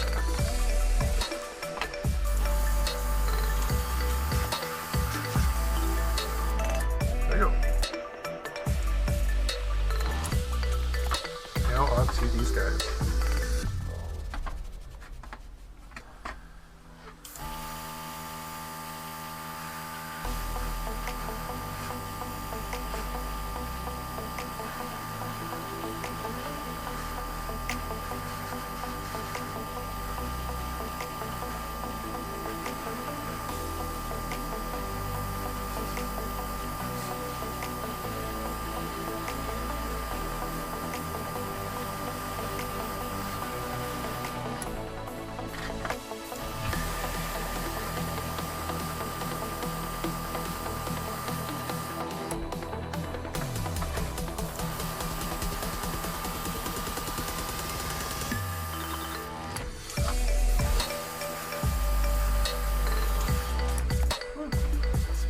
Water now at this point. So we can turn down our air.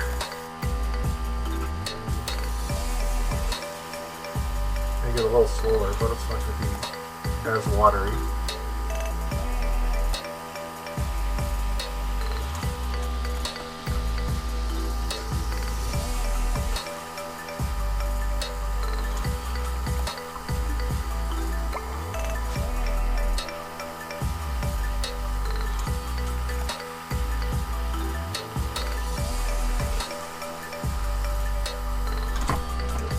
Roll. Oh, the fingers.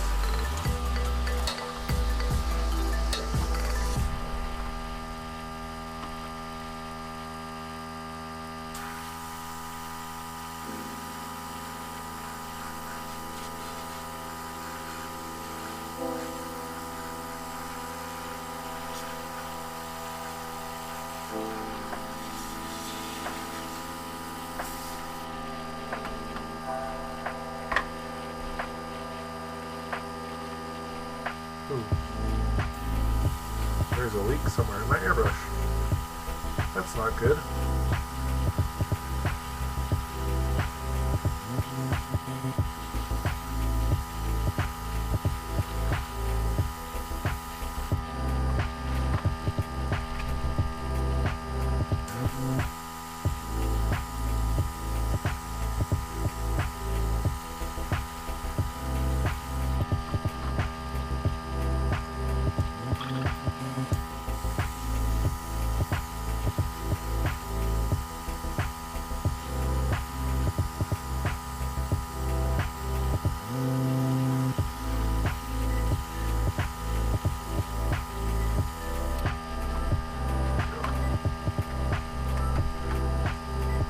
That. Yeah, just... Aye, they...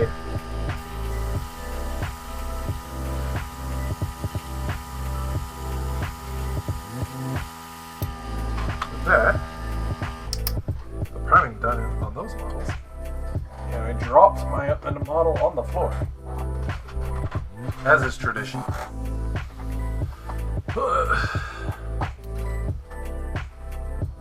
Seeing as I have this primer in here already, I got quite a bit left. I think clean out this tip first.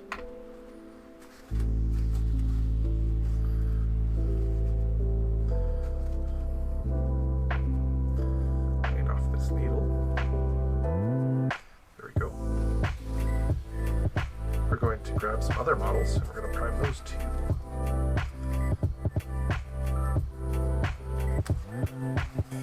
Do not like to waste paint when I can help it. So we're going to go grab some more models off from the side. And we're going to, fun. Let's say I'll move him. Move him.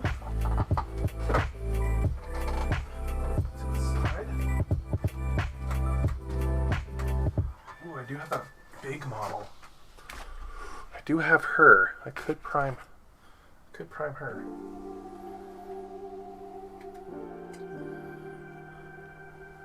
But I will move him to the side. He's large and in charge. Oh, let's do it. Where is she?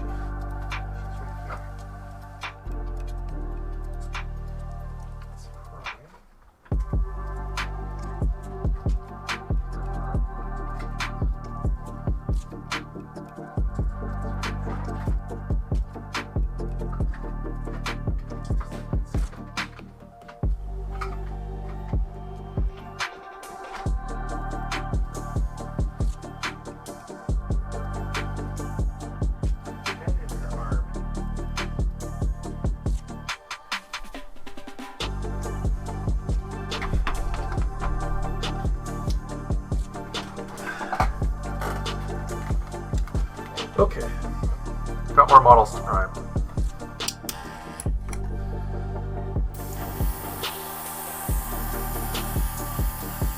This is a project that is something I am dreading on working on. This is a model that I'm going to be, it's going to be 100% or 90% airbrushing.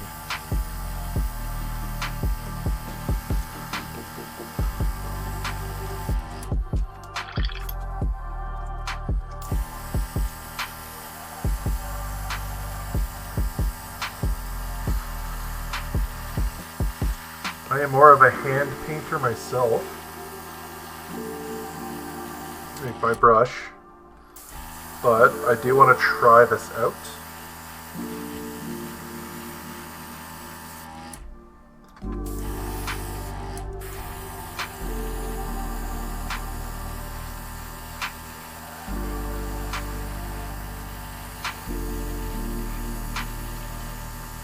So if I'm going to have to prime, I have primer left over in my airbrush. I might as well do it now. Just get started. You'll find it easier and easier to continue.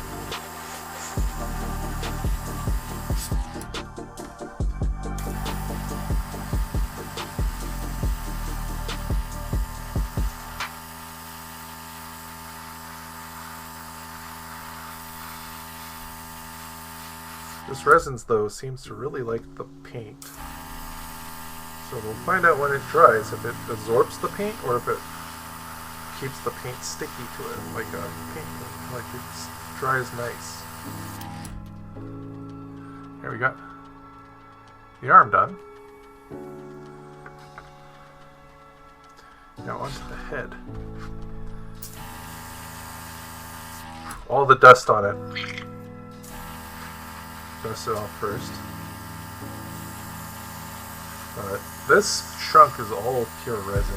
It's solid. It is not hollow.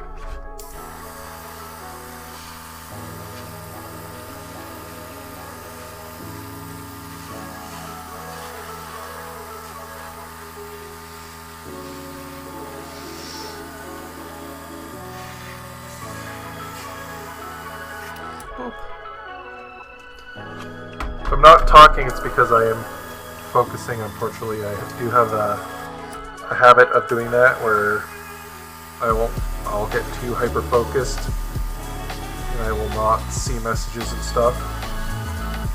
So if you are here and I'm not talking for too long, please feel free to use the noise notifications down below. They'll get my attention.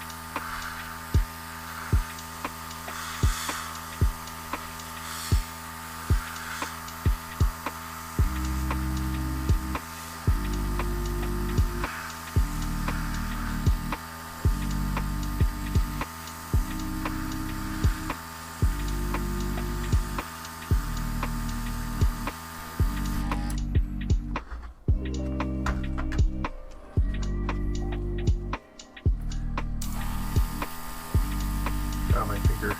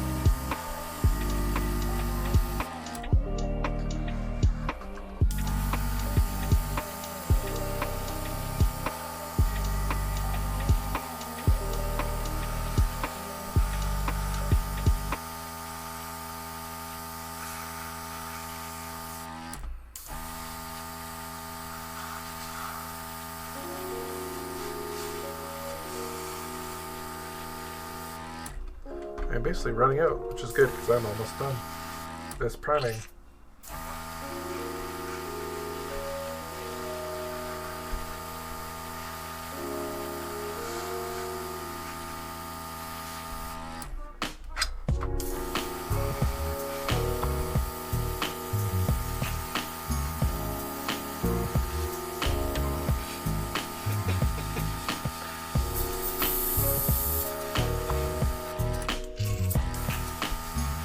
that, I think.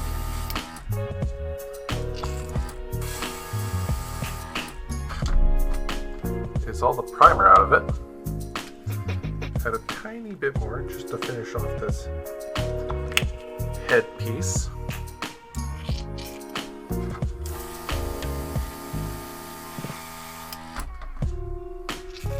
So it is primer, so you can always just, it's white primer too, so it'll actually light any color we put in here.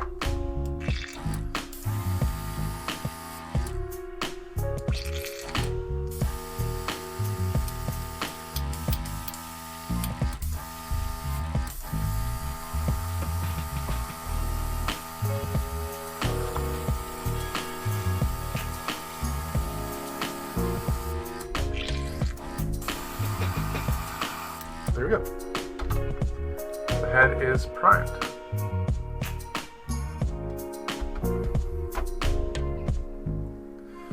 Turn that off so I can go put this away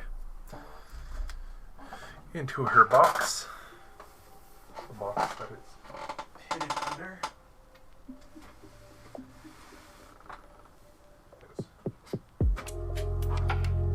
This piece is big.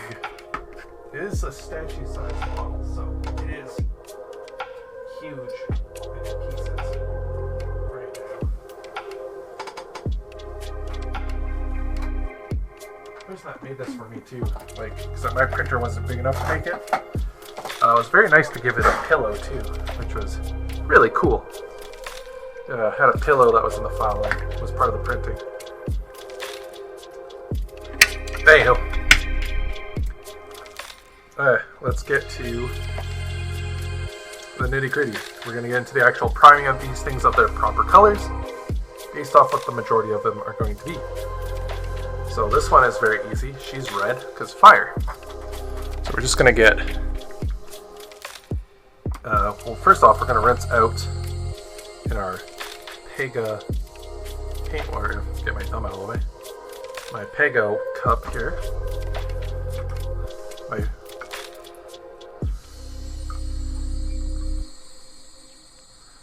second favorite miniature VTuber.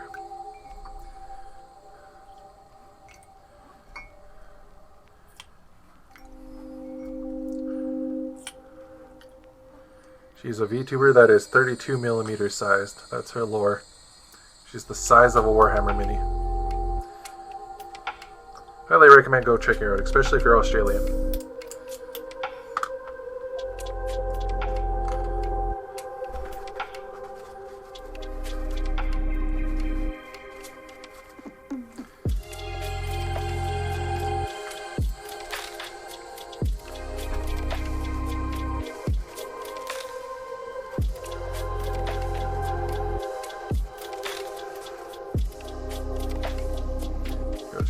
That down. Put that in. Don't want to bust the needle or stab myself when I try to mix the paint in here.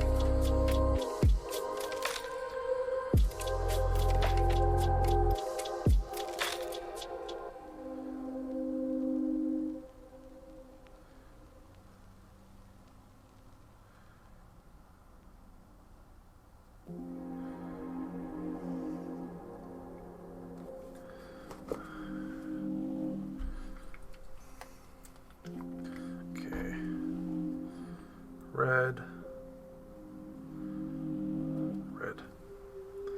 This is the Vallejo Game Air Red. I've had this since they came out, this one pot, so it will last forever. And it is super liquidy. Like, see, it's already coming out.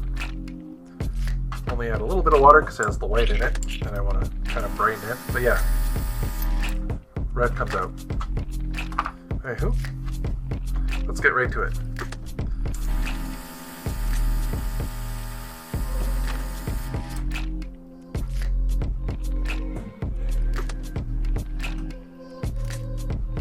Not at all.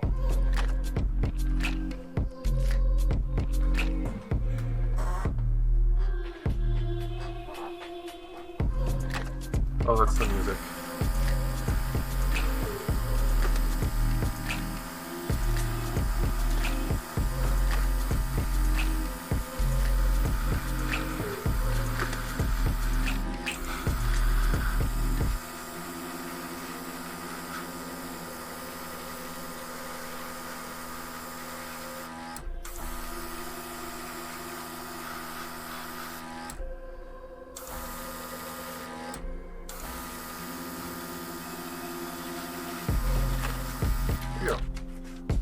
red with the brightest part of the red being on top. We're not going too ham with the red. Paint our base rim. There we go. Do I have anything else that needs to be painted red since I have the red? I'm trying to think.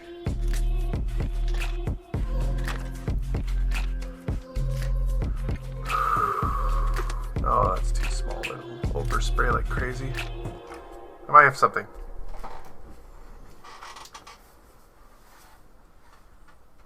You're going to be pink, so that's not going to be red.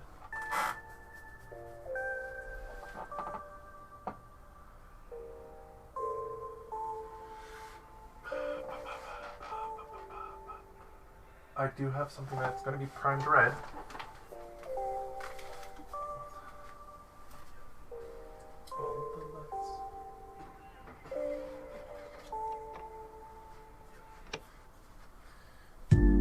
Now, the thing I'm going to prime, I can only show a bit of it on screen because of its nature, so I'm only going to have it right here, unfortunately.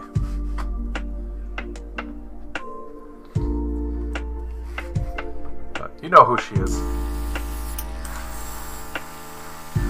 You played Baldur's Gate, you know who this is.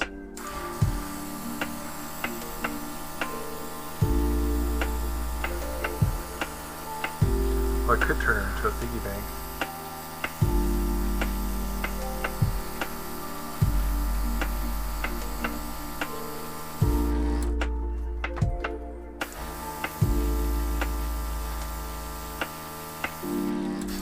I think this is one of my favorite, like, reds, is this color.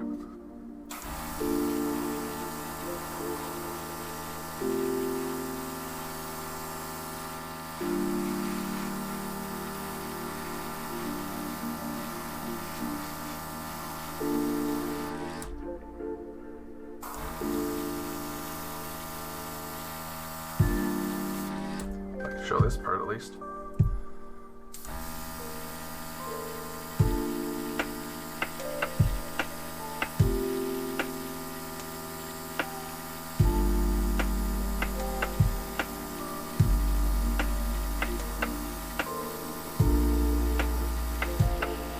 Am I up?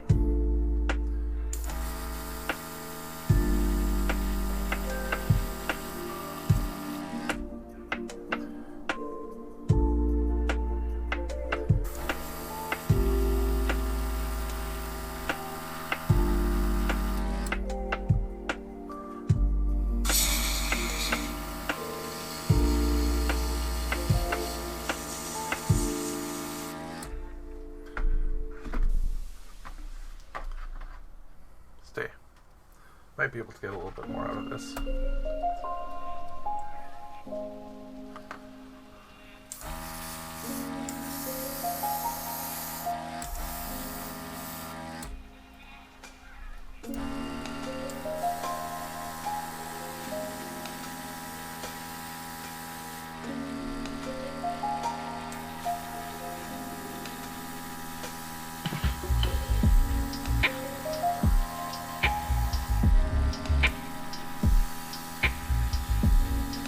There you go. That's that for the red.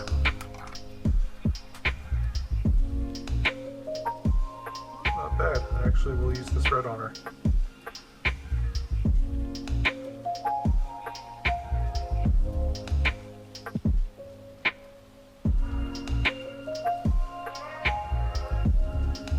Cool.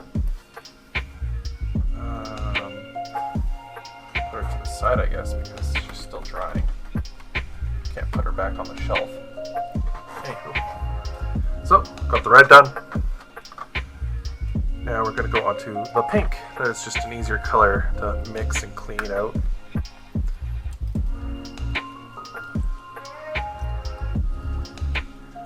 Kind of usually want to go darkest or lightest to darkest when you're using multiple colors in an airbrush to do this.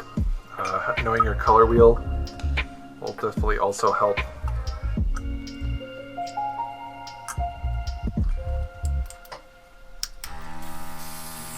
run a bit.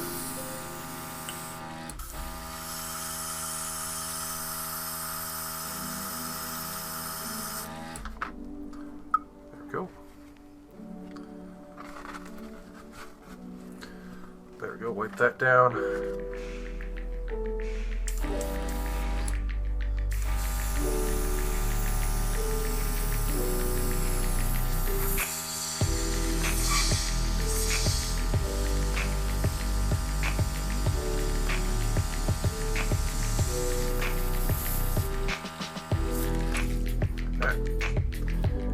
That's cleaned out. You can get our pink, which we're going to use. I'm going to use a darker pink. Here we go, Warlock purple. Even though it's not purple, it's pink. But a pink that I like as a base color.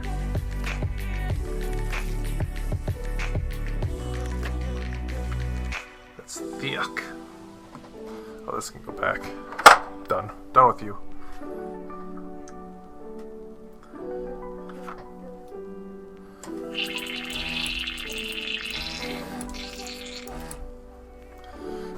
Mix. Come to me. Medium.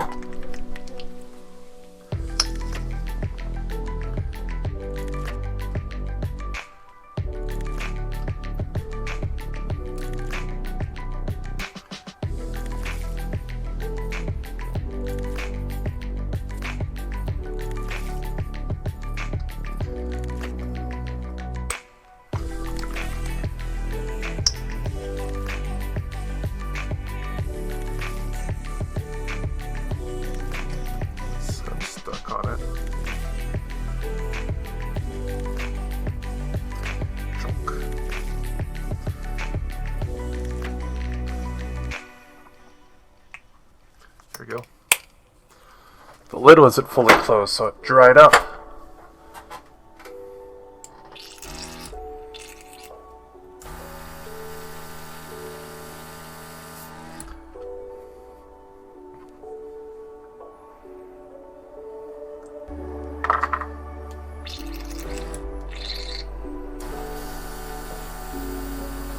There you go.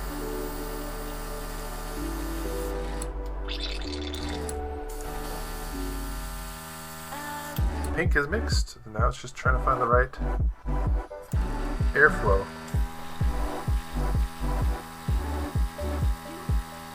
I think I found it. There we go.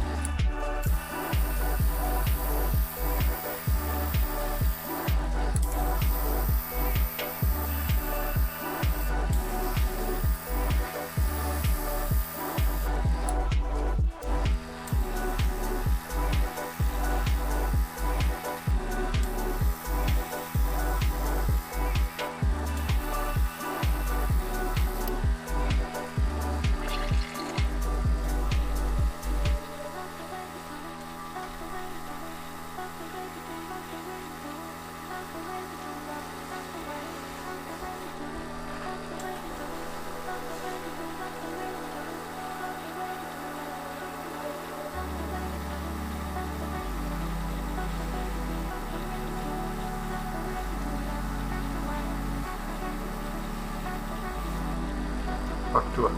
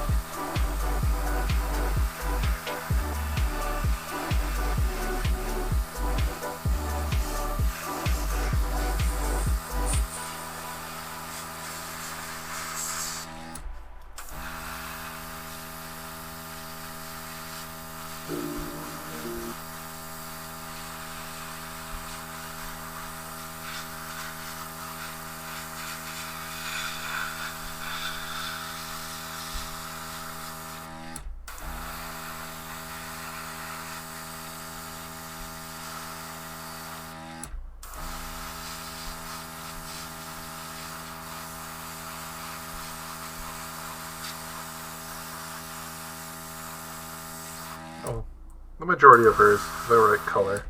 That's all that matters.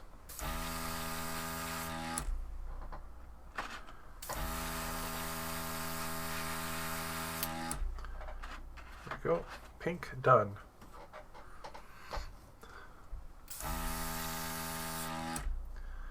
Now next is going to be this boyo. We do a little bit of pink on him on the bottom for the flesh creatures.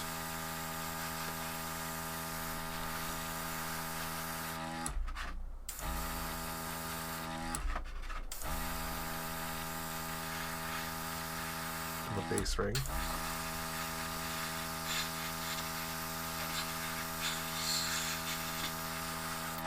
There we go.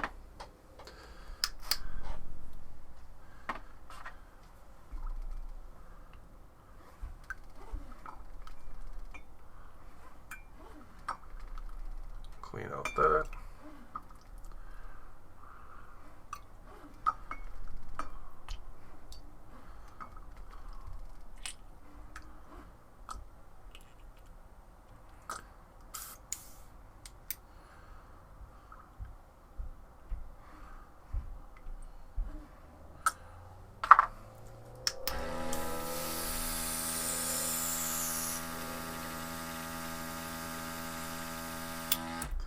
Go. Now, we've tried to figure out what his color is. I know what this color is going to be. So we're going to just do the brown.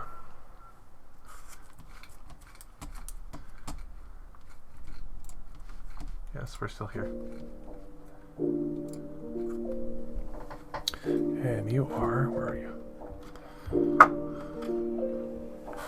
I'm going to do this one.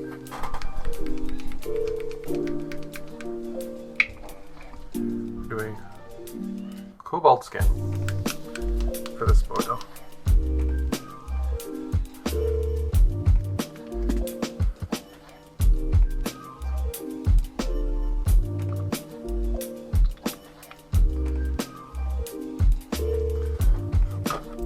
This is also a thick boy.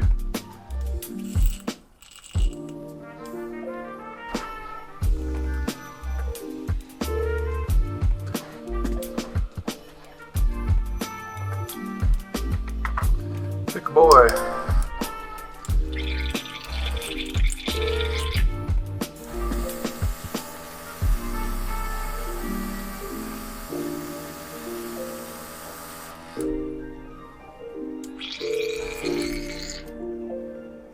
Well.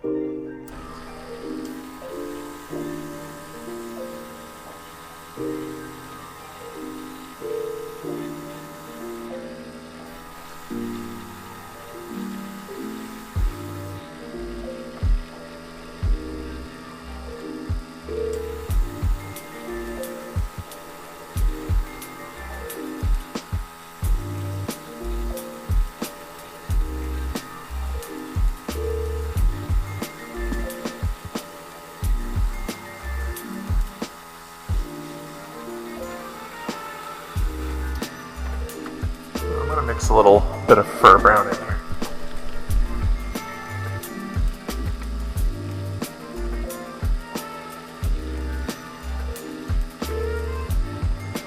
Got a little color diversity. Looks like Reese's peanut butter melted.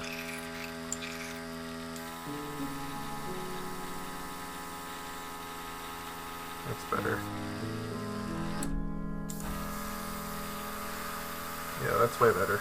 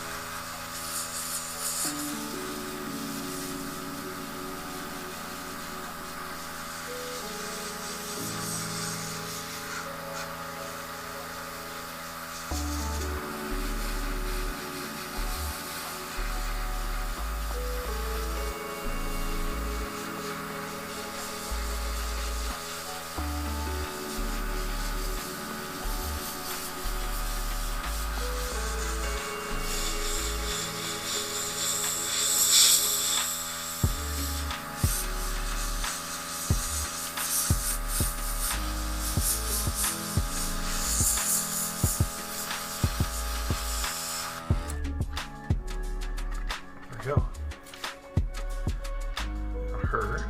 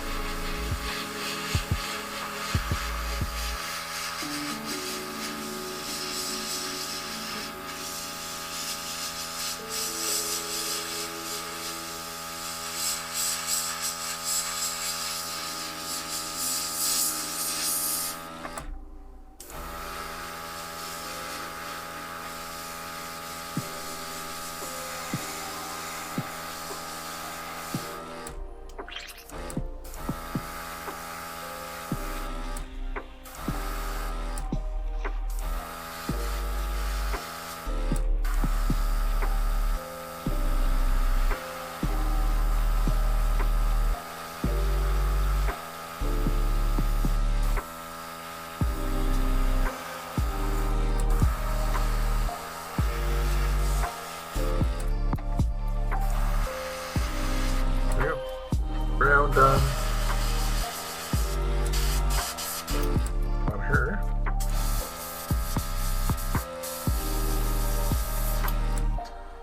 Now we rinse this out.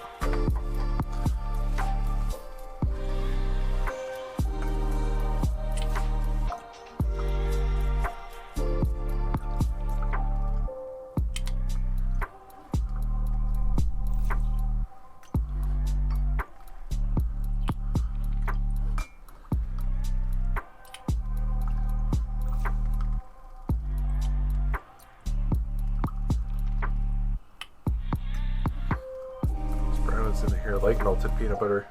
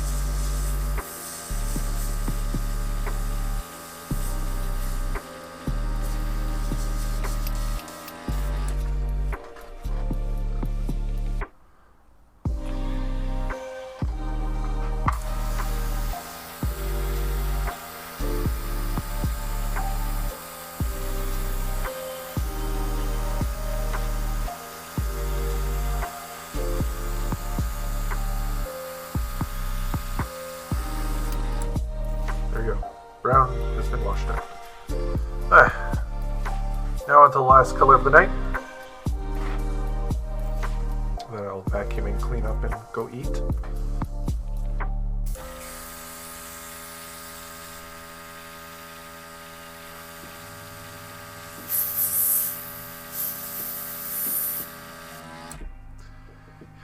Is the greens.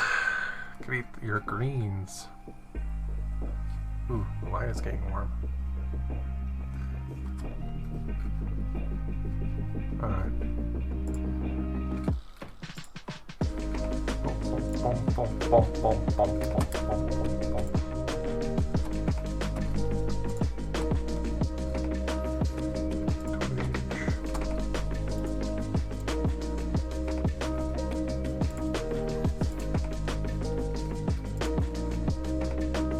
Cut that up for when we're done.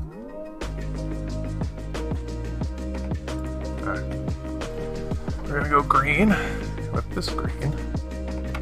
There we go. Crypt Wraith green. She's a druid necromancer, so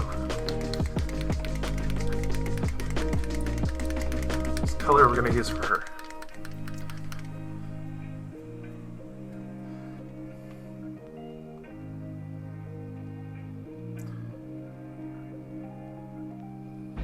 A brighter green than I was expecting, but again, most of the materials. Oh, you're going to be like that, huh?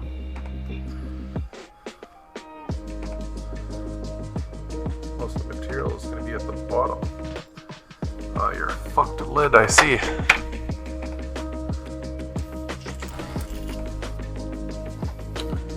I need more of you, unfortunately.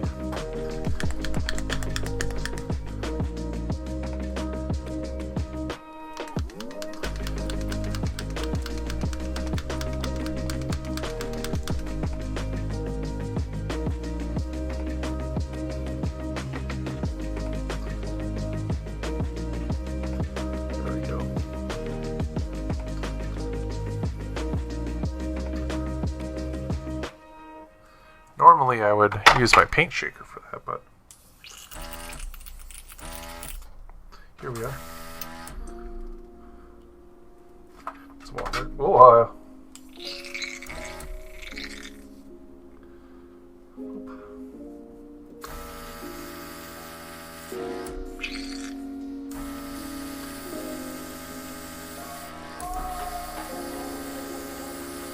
try to get it to mix because it's actually a browner green than this.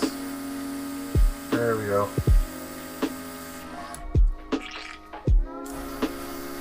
There we go. It's starting to mix.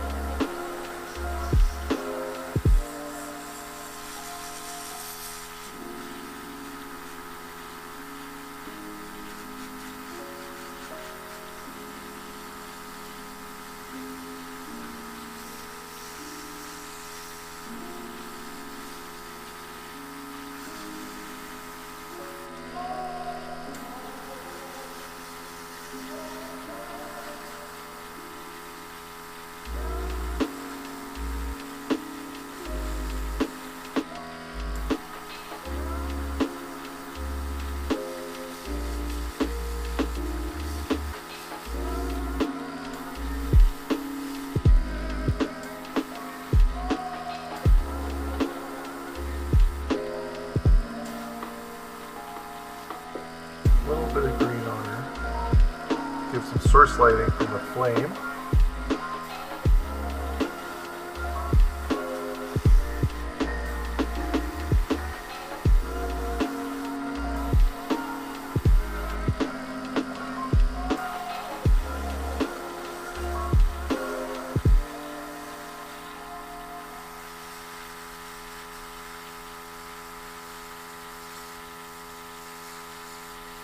I do really like this green.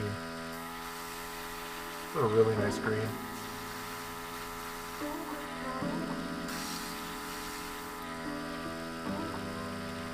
There we go.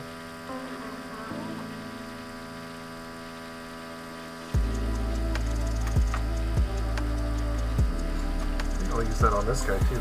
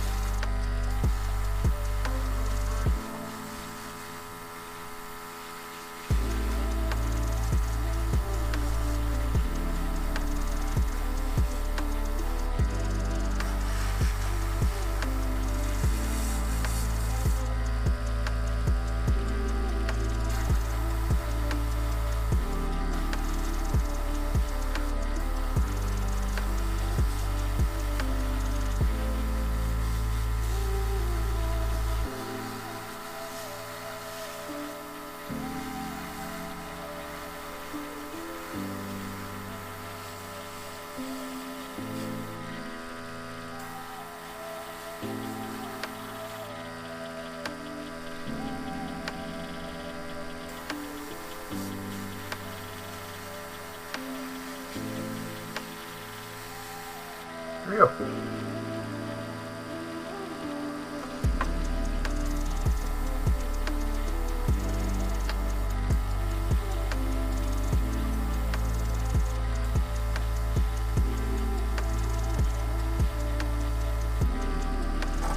Smile.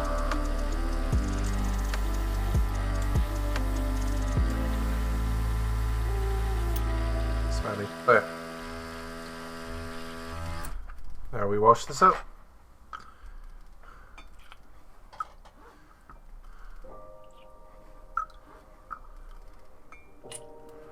Pump.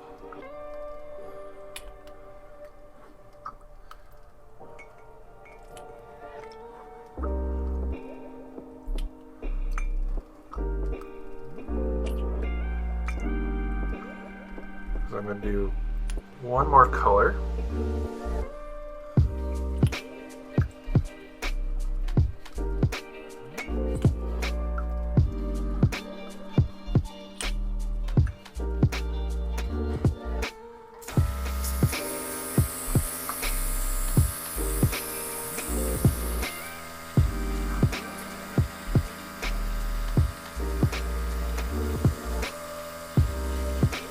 Spread this out so it dries up.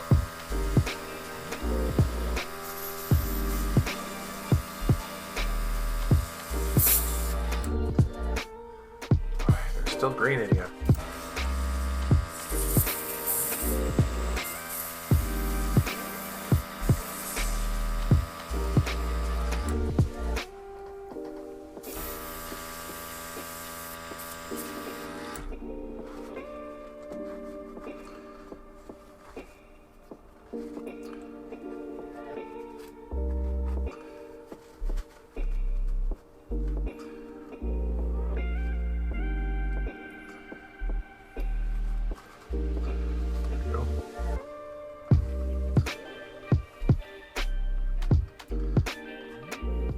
Gonna need a nice soak when it's done. But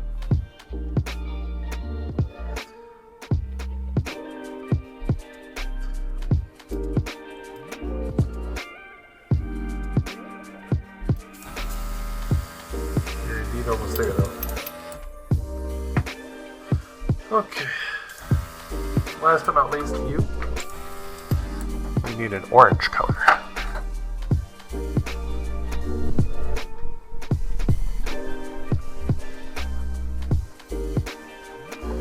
Orange is good, but I do have you, lava orange.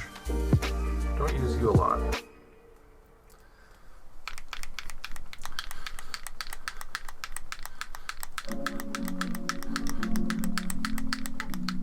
Oh, pink can go back. I'm done with you.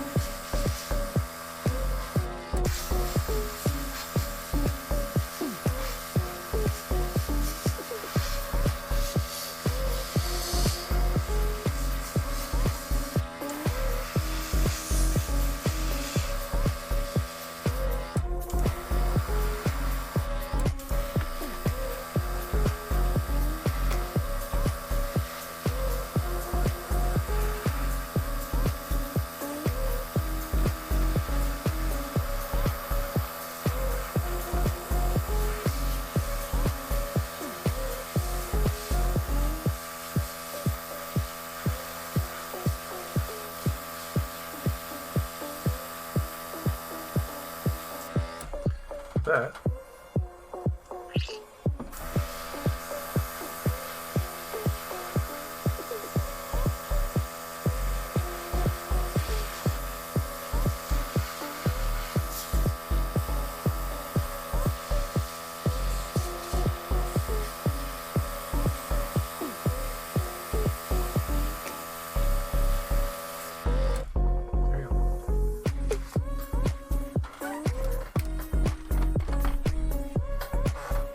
Alright, so with that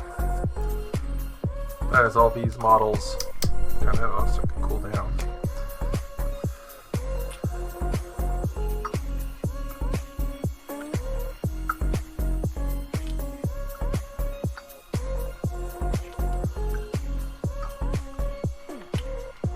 That's all the models I have planned for the airbrush done.